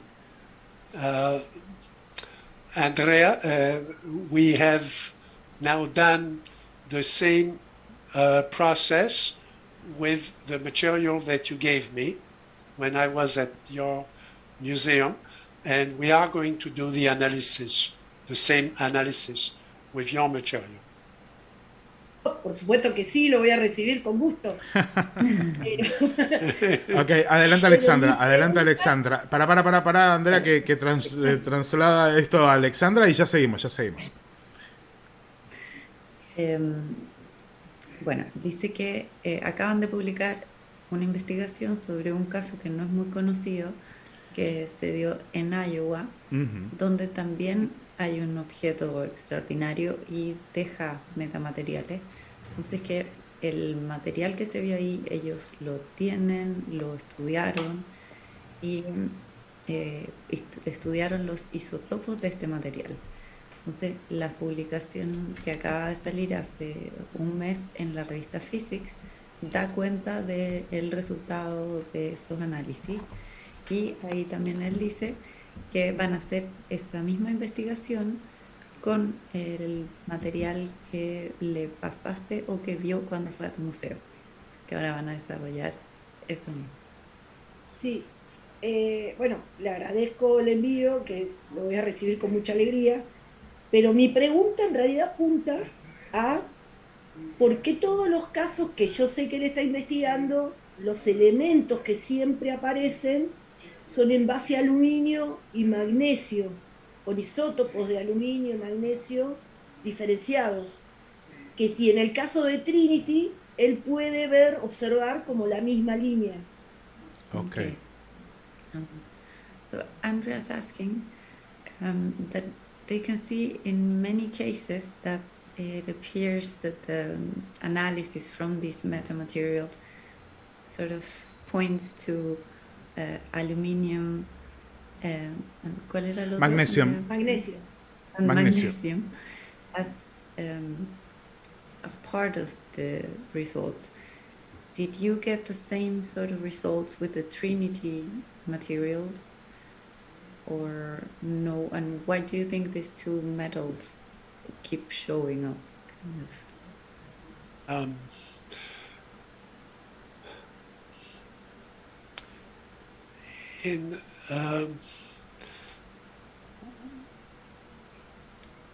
We don't understand what the propulsion of these objects consists of.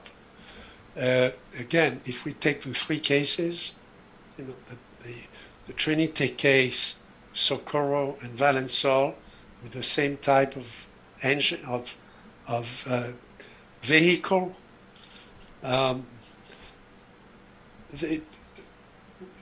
When we look at all the material that has been recovered, it comes in two different classes.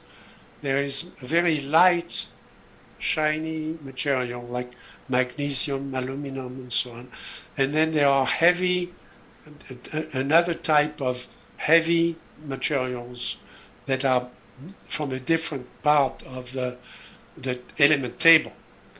We don't know enough, we don't have enough data yet about the analysis to know whether those materials were manipulated in a particular way. We can learn that if we can analyze at the isotope level, and it's difficult to do, but we have the equipment now to do that. So that's what our team is busy doing now. We don't have the answer yet, but I'll let Alexandra translate that, and I have another point I want to make. Okay. Jack dice que todavía no terminamos de entender la propulsión que tienen estos objetos. Es que en los tres casos, Socorro, VALLE, y Trinity, al analizar los materiales se ven dos tipos generales de elementos. Por un lado, elementos livianos, donde entraría el magnesio, el aluminio, y por otro elementos más pesados dentro de la tabla periódica. Pero dice que a pesar de esto todavía no tienen resultados concluyentes, que están en el proceso, que justamente el equipo está dedicado a investigar a nivel de isótopos, que es muy complicado hacerlo, pero que están en ese análisis, pero todavía no tienen resultados finales. In the case of the samples you gave me, Andrea, the composition is mostly magnesium. Now, we don't understand why you would need magnesium to generate the kind of energy that these objects seem to have. So again, but we find magnesium in other cases. So again, I am looking for patterns in the composition among the best cases we can find. Dice que también en el caso de los materiales que tú le enviaste, la mayor parte está compuesto por magnesio, pero no saben bien por qué. Entonces están analizando, buscando patrones dentro de los casos más creíbles para entender cómo funciona. Tengo otra pregunta para Jack. Go on, Jack. Continue. I'm sorry.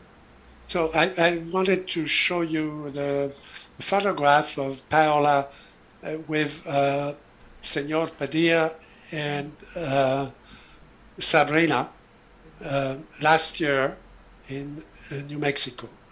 So you can see who our witnesses are. Yeah. Bueno, en esa foto nos estaba mostrando a Paola con José Padilla y Sabrina, que son los dos testigos principales. Quería preguntar... Sí, adelante. So I also want to show you something about the vehicle. So this is the avocado, and we know from the witness what it was like inside. So the height was very high inside. It was about 4 meters. Okay, and we know the floor was flat. Oh. Okay, so this is what it looked like, and this is the panel that blew up. There's a panel that blew up, but everything else was intact. So that object landed under power. Okay, it didn't explode. If it had been a balloon, it would have blown up. If it had been an airplane, the wings would have fallen off, and the engine would have fallen off. It was extremely strong and extremely heavy. I'll let you translate that. Bueno, en el dibujo que nos estaba mostrando estaba el dibujo de la palta que hicieron los niños, más o menos, y nos muestra, según los recuentos que hicieron los niños de haber estado ahí adentro, o sea, de José Padilla, que este objeto habría tenido más o menos 4 metros de altura, un piso liso, o sea, nivelado en el fondo, y con un panel que se habría roto cuando la nave se estrelló, pero fuera de eso no explotó, no tuvo mayores problemas, como si habría pasado de haber sido un avión donde se le habrían caído las alas, habría tenido otros problemas, y lo mismo con un globo meteorológico que habría explotado. People make hypotheses, you know, these, and they give, you know, alternate explanations. But Paola and I have spent a lot of time with the witnesses, going back again and again and again over the story. One of the things that I wanted to do was have a good idea again of what the object itself looked like. You can see that the floor was flat, and if the floor was flat, there was only a small space underneath for any kind of engine. There were no openings. There were no propellers, there was no jets, there was no opening below the object. They knew that because on the last day, the object had been turned on its side on the truck, so they could see the underside of the object. They could see that there was no opening there. Okay, if there was no opening, the propulsion system was in a very small space. It was maybe 30 centimeters by maybe one meter, maybe 1.5 meters. That's all the space you had. This is less space than I have in my car for an engine. Yeah. Okay. Absolutely. This is a very sophisticated type of propulsion because again, the object didn't crash. It hit the tower, it destroyed the tower, and then it plowed, it touched the ground, and it followed the ground. It made a turn, and then it stopped over an area that was almost 3/4 kilometer. Okay, so it was still under power, and we don't have any explanation for any kind of propulsion that can do that. Okay. Bueno, dice que el dato de que el piso estuviera nivelado es muy importante porque habla del espacio que quedaba entre el piso de la nave y el final de la nave, por lo que el espacio para el sistema de motor de propulsión era muy pequeño. Dice que este espacio debe haber sido alrededor de 30 centímetros por 1,5 metros, que es incluso más pequeño que el espacio que usa el motor de un auto, lo que habla de un sistema de propulsión que tiene que ser muy avanzado, que además esta nave chocó con la torre de comunicaciones, después siguió, hizo un giro y se detuvo, lo que seguía teniendo control después de todo lo que pasó. Entonces el sistema ha sido muy muy sofisticado y no hay nada creado por los seres humanos hasta hoy en día que tenga un sistema de propulsión con ese nivel de sofisticación. Correcto. Jack, ahora entiendo por qué, y Paola, por qué están tan emocionados, porque el análisis que hacen de este objeto con todos los datos que están recogiendo, lo demuestra como un objeto extraordinario, diferente, no humano. Jack, tengo una pregunta. Dijiste recién que el metamaterial de este caso ha sido publicado en una revista científica. ¿En qué revista científica fue publicado este material, Jack? You said before that the material from this case was published in a magazine recently. No, he's talking about other materials. Yeah. I know he's talking about another material. I just wanted to know which magazine. Which magazine? Other materials, not the other material, not these cases. No, not these cases. I just wanted to know the other case material and where can we find the paper? Where can we find the paper in the other magazine? I will. In one of my books, I gave a table of all the cases that I knew and cases where I had materials already that had been chemically analyzed for the chemistry, not the isotopes, just the chemistry. And as I said, it fell into those two classes. There were many similarities among the cases, but we could not do more. We could not go beyond that, the chemical analysis. Now we can.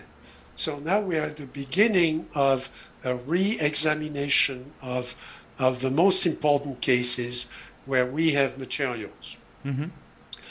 Now, beyond that, people have the idea of metamaterials is an assumption. There is no proof of that. It's a hypothesis that you would need complex metamaterials if you were going to travel in space.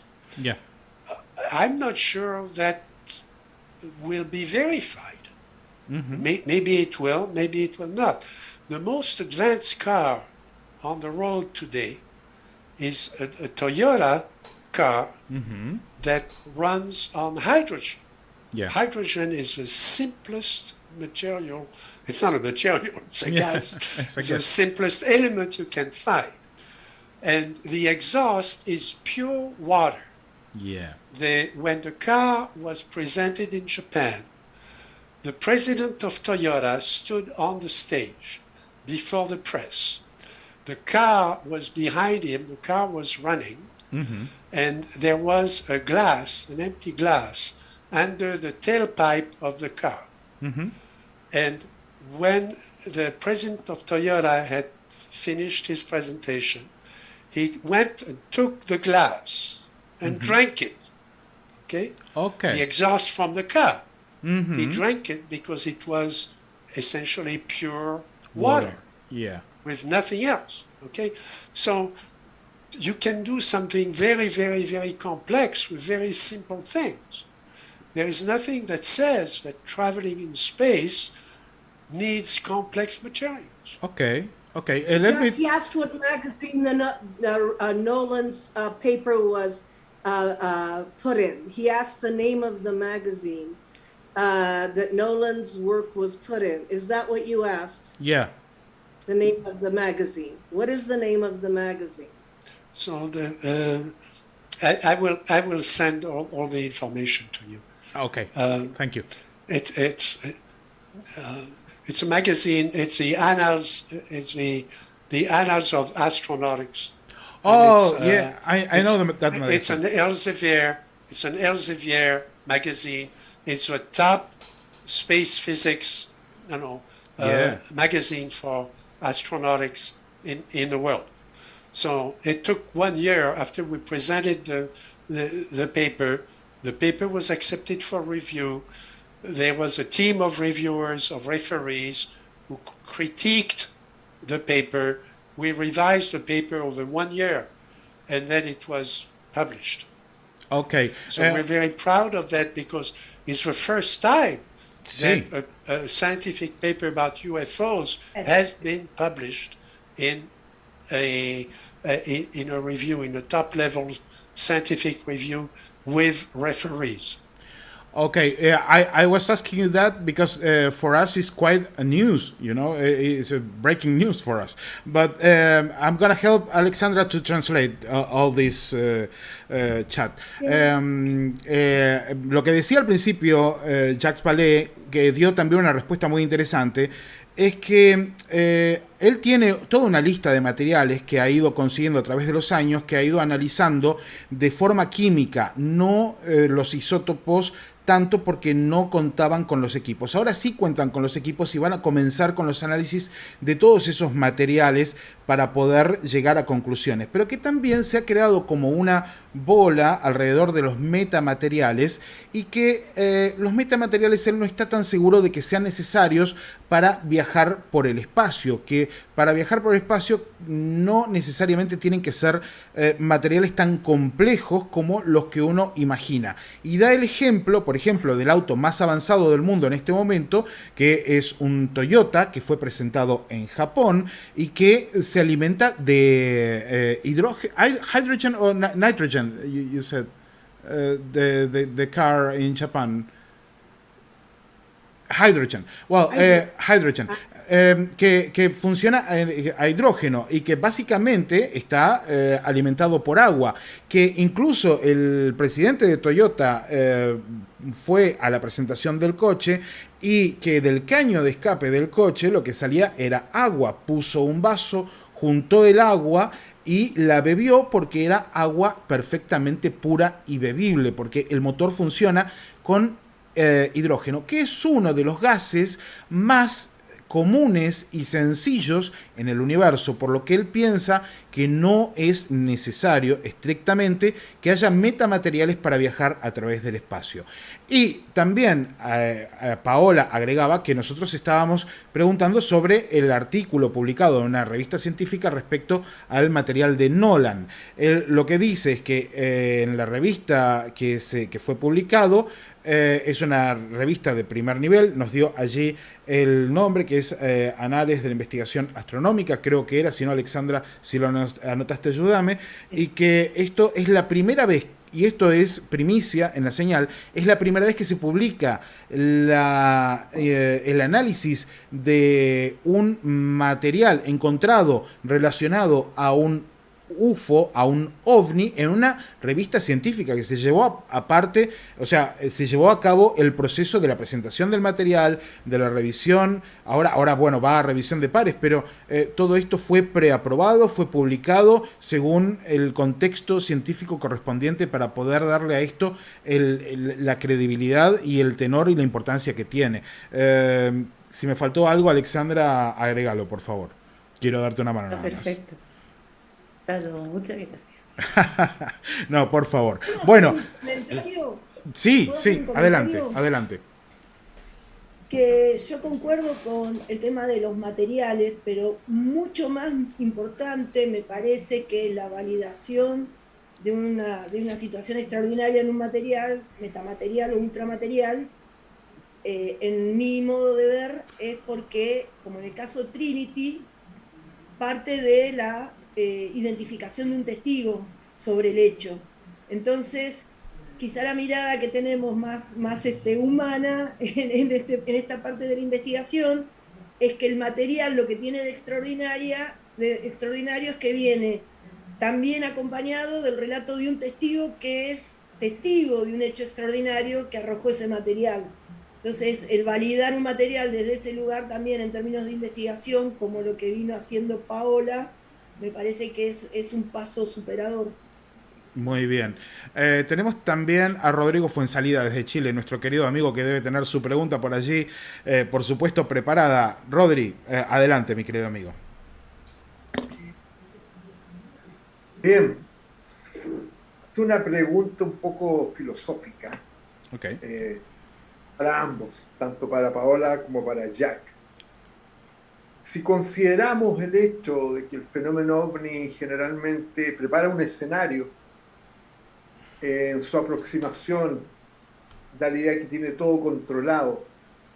¿Qué piensan de estos incidentes? ¿Serían provocados por la inteligencia del fenómeno ovni o sería una situación simplemente al azar?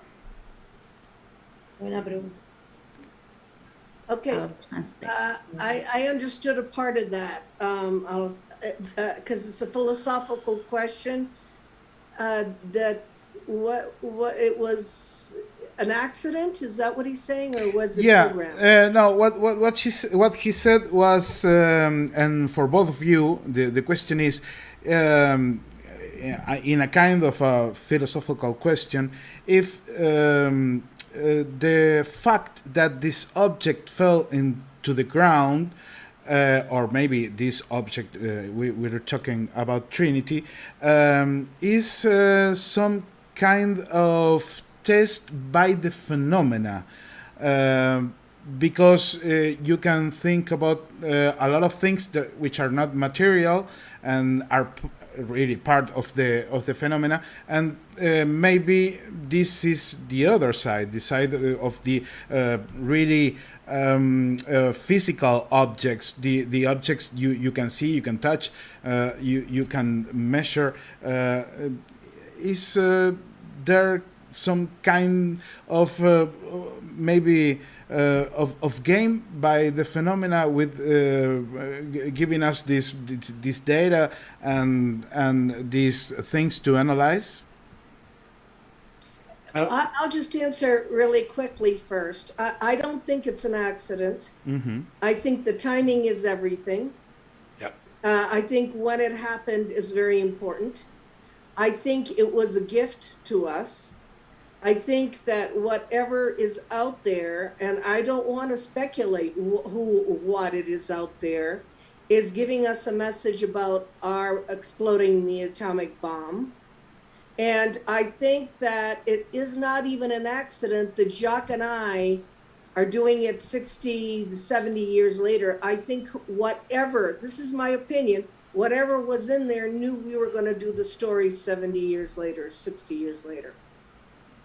Okay, Alexander. If you want to translate that. Yeah. Bueno, Paola dice que ella no cree que haya sido un accidente, que el timing de esto es todo, es muy relevante, que más bien cree que fue un regalo para nosotros como humanidad, con un mensaje sobre tener cuidado y sobre el uso de la energía nuclear y lo que eso puede generar, y que ella incluso cree que el hecho de que ella y Jack hayan estado investigando este tema también lo puede haber sabido esta inteligencia o ser, no sabemos qué es, pero lo que sea que controla de alguna forma este fenómeno podría ya haber sabido que 65, 70 años después ellos iban a hacer esta investigación. Okay. I think you're asking the fundamental question here. You know, should we investigate these cases as real, actual cases, or are they part of a spectacle? Yeah, absolutely. Okay. That's the point. And Paola and I, you know, for different reasons, you know, as she said very well, I think we're beginning to think that this is part of a display to, if you're optimistic, somebody is trying to guide us to survive the nuclear discovery, you know, and get to the next stage of exploration of space. And the best way to do that would be to show us technical things that we have to, that are problems for us to work on. And that's part of my own motivation. I don't think we're necessarily going to discover, you know, a great new form of propulsion from this, but we may discover something that will, at a different level, will enable us to survive our own inventions.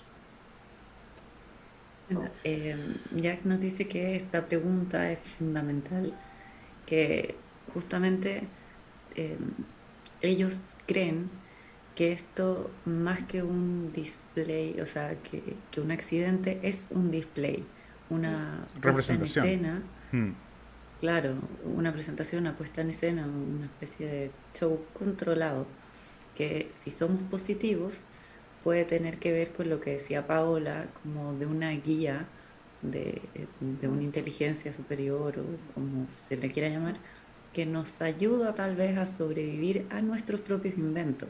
En el caso de la energía nuclear, cómo sobrevivir a ese descubrimiento que afecta de gran manera no solo a los seres humanos, y que claro que él no espera con estos análisis descubrir un sistema de propulsión muy avanzado, que lo que sí cree que se puede descubrir es cómo ir sobreviviendo a nosotros mismos.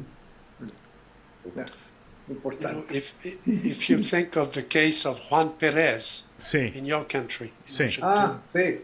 okay? Juan Pérez. Again, a young kid is exposed to a display that we can think of as perfectly physical, as a craft. It is a craft. It goes inside the craft. There are many similarities between Juan Perez and the case in New Mexico in the United States. It's also a display and a teaching about. Remember, Juan Perez was shown the universe. He was shown a display of the stars and so on. And then he was shown 2 robots that were actually operating the object, and then the object took off.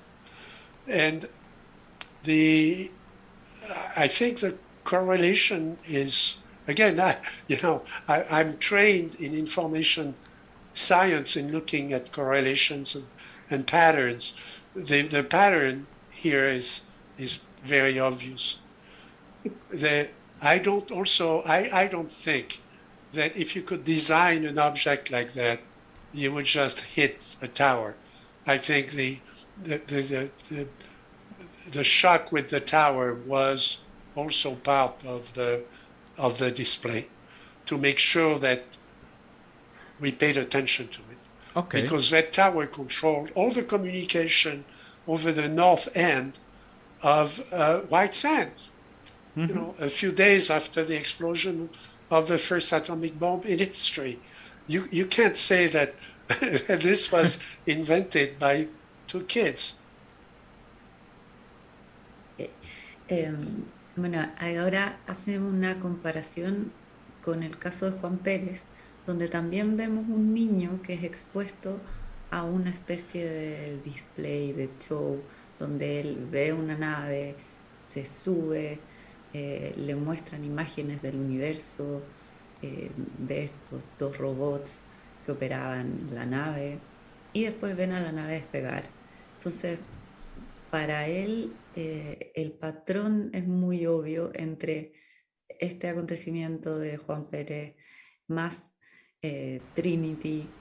Él cree que no es casualidad y que incluso podría ser tan intencional que hayan chocado la torre de control con la intención de llamar más la atención, de que definitivamente se dieran cuenta de lo que estaba pasando, porque esta torre controlaba toda la zona norte de las operaciones que habían en esa base.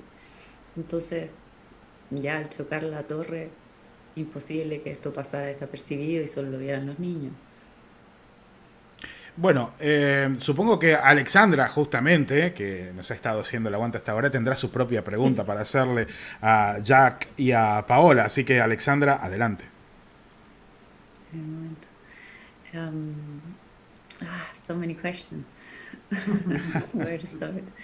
But I'll go through the philosophical side following Rodrigo's question. So, if you think this might be a display to sort of help us why do you think it stopped for so long? Like, since the 60s, 70s, there hasn't been something as big as that. Do you think? Well, first of all, if you attach it to nuclear, this has not stopped. Okay. The 1969 Maelstrom Air Force Base shutdown of the missiles, the fact that UFOs are seen around nuclear establishments, and there's all kinds of research. Jacques and I just talked to somebody who is an investigator and has only done work on nuclear and UFOs and the relationship. Mm-hmm. And it is astounding. And one thing he said was, every time we do something, they do something. And I will never forget those words. If we do something, they do something. So that's my answer. If you want to translate it, and then you can ask. Yeah, of course. Yeah. Bueno, les estaba preguntando si ellos creían que había esta relación entre las armas nucleares y como esta especie de guía que nos darían, ¿por qué habrían parado después de estar tan presentes en los 60, 70? Y Paola me dice que no han parado, que si se toma por el lado de la energía nuclear, hay muchas investigaciones que están ligadas justamente a que ellos paran misiles, que están siempre alrededor de las bases de energía nuclear. Y dice que... Ay, perdón, se me fue lo último. We talked to an investigator of this, and that he made that statement, when we do something, they do something major. They shut down nuclear missiles in Russia. There's been situations where they activated the codes. So there is a lot of research on the relationship between UFOs and nuclear. Dice que hablando con un investigador de la correlación entre el tema nuclear y los avistamientos, él decía que cada vez que nosotros como humanidad hacemos algo, ellos hacen algo. Entonces a ella le quedó muy grabada esta frase de que cada vez que tratamos, ellos dan una respuesta. Y que sí, que hay mucha investigación en el tema. Les voy a preguntar también un agregado a la pregunta sobre, más allá de la parte nuclear, si hay otras tecnologías que tal vez también estén siendo rodeadas o investigadas por estos seres.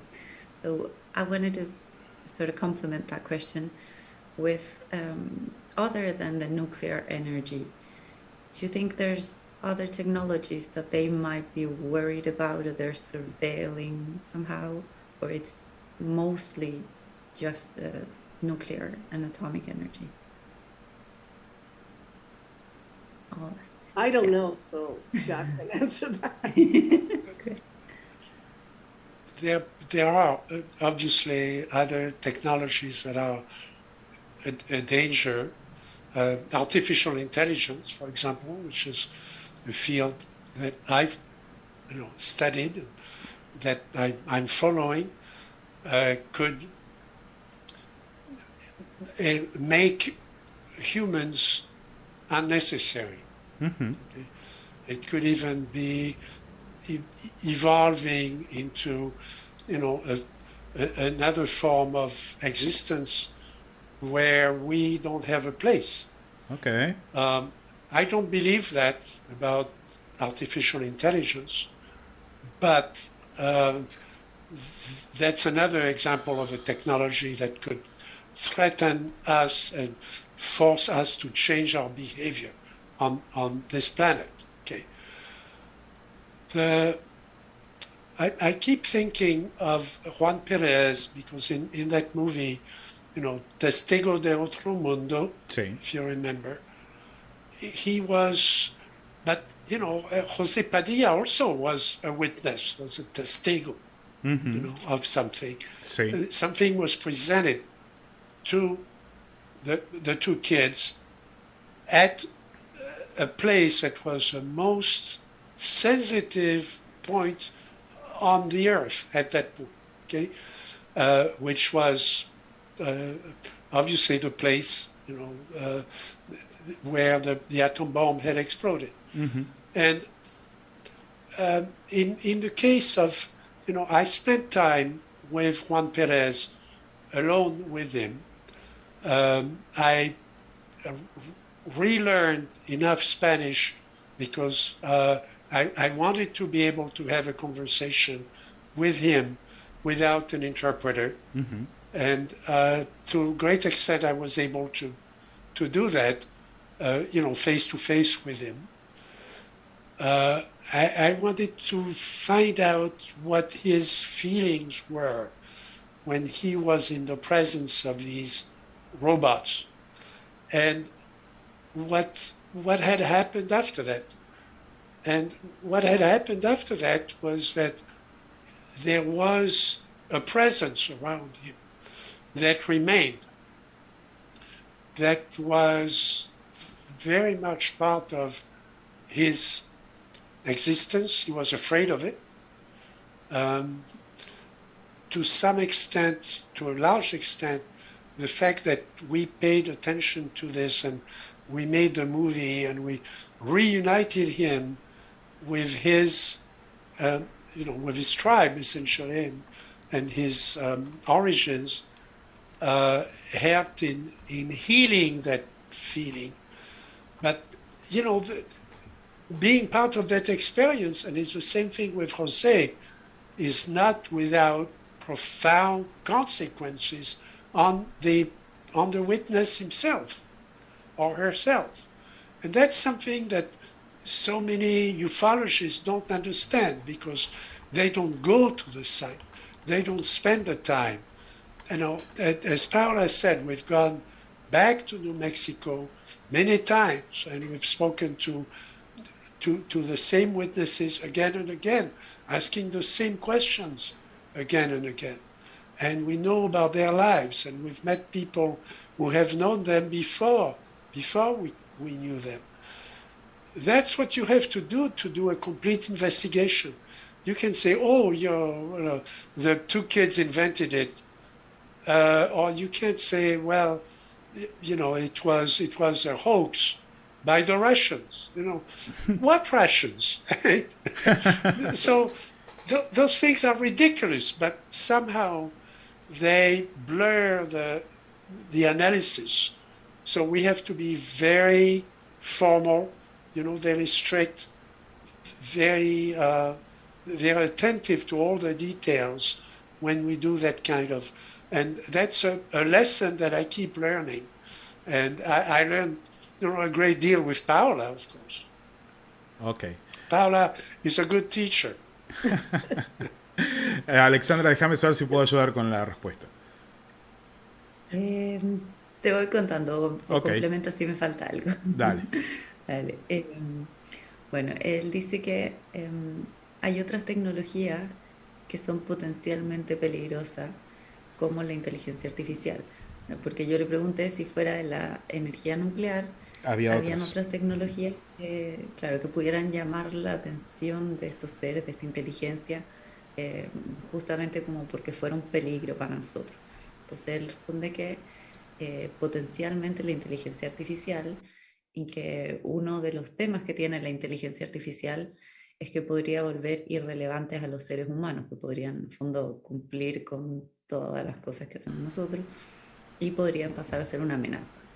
Pero él en lo personal cree que no. Ujú. Y ahí nos lleva al caso de Juan Pérez, que para él se le parece mucho al caso de Trinity, y hace mención a la película Testigo de otro mundo, donde se reúne él con Juan Pérez después de muchos años y se hace todo un análisis nuevamente del caso. Dice que él precisamente quería conversar con el testigo en español, poder tener una conversación directa sin un intérprete, para poder llegar a lo que sintió el testigo. Entonces que él logró tener estas conversaciones con Juan Pérez y preguntarle qué era lo que él había sentido después de su encuentro, de haber subido a esta nave y todo. Y y que dice que de las cosas que le quedaron pasando a Juan Pérez es que se mantenía una presencia en su vida. Él sentía que había como alguien observándolo siempre. Entonces, era muy complicado para él y a la vez dice que, bueno, este mismo encuentro, este caso, todo lo que le pasó a Juan Pérez, llevó que a la larga se generó esta película donde lograron reunirlo con parte de su familia, de su tribu, y que tanto en este caso como en el de Trinity, los niños experimentaron consecuencias profundas y a largo plazo en sus vidas. Entonces que el testigo y lo que le pasa es muy importante dentro del caso, que por eso él y Paola han ido varias veces, o fueron varias veces a la investigación de campo, a hablar con los testigos, les hacían las mismas preguntas una y otra vez, y esto va ayudando a tener una investigación real, donde, claro, él dice que la gente que no va a terreno, de repente puede pensar que no, que esto es un montaje de los rusos, pero ¿qué rusos? Que cuando ya están ahí y ven y hablan con la gente del pueblo y el primo y saben cuál es el día a día y todo, ya se puede conocer realmente el caso. Muy bien. La próxima pregunta se la voy a hacer yo a Jack, porque es una pregunta que me parece que coincide con esto. Y es lo siguiente, a través de los años investigando, en realidad siendo parte de todo este mundo, muchas ideas van y vienen respecto a la procedencia de este fenómeno. Y la verdad es que me queda en claro que quizás hay como dos partes, ¿no? Una más que llega quizás de un punto fuera de la Tierra, extraterrestre, y hay otra que es más cercana, que es más, incluso está relacionada con nosotros. Entonces la pregunta es si algunos casos como este, o el de Juan Pérez, podrían estar conectados con una inteligencia planetaria, una inteligencia que tenga que ver con nosotros en esencia y que, como él decía, nos esté dando un aviso, un warning, ¿no? Así que le voy a preguntar esto. Jack, my question is about a lot of things happening at the same time. You know how it works. Sometimes it's difficult to see a tree in a forest, and sometimes you can almost find all the answers in just one thing. I still think there is a really tight connection between the witnesses and the phenomena, and sometimes I tend to think about the possibility of some kind of a planetary intelligence, an anima mundi, a soul of the world working here to prevent us to do things or maybe going on the wrong path. Do you think this is what could be happening? Maybe some kind of intelligence older than us, maybe more developed, and at the same time having some troubles in the communication with us, primitive beings. And exactly says survival, but models of a completion of our understanding of the world, and that what people describe as flying saucers are instances of that form of intelligence, you know, and so that's certainly a theory that has been very well presented. Mm-hmm. There is another theory more recently, which is even more radical, because it created man. Yeah. So that man could have a series of experiences, and that, in fact, God, when God did not like the first experience that took place, there was a flood and the experience was restarted. Okay, that's what you might do if you were creating a form of intelligence. In that very controversial idea, it's also a very bright idea because it forces you to rethink many things about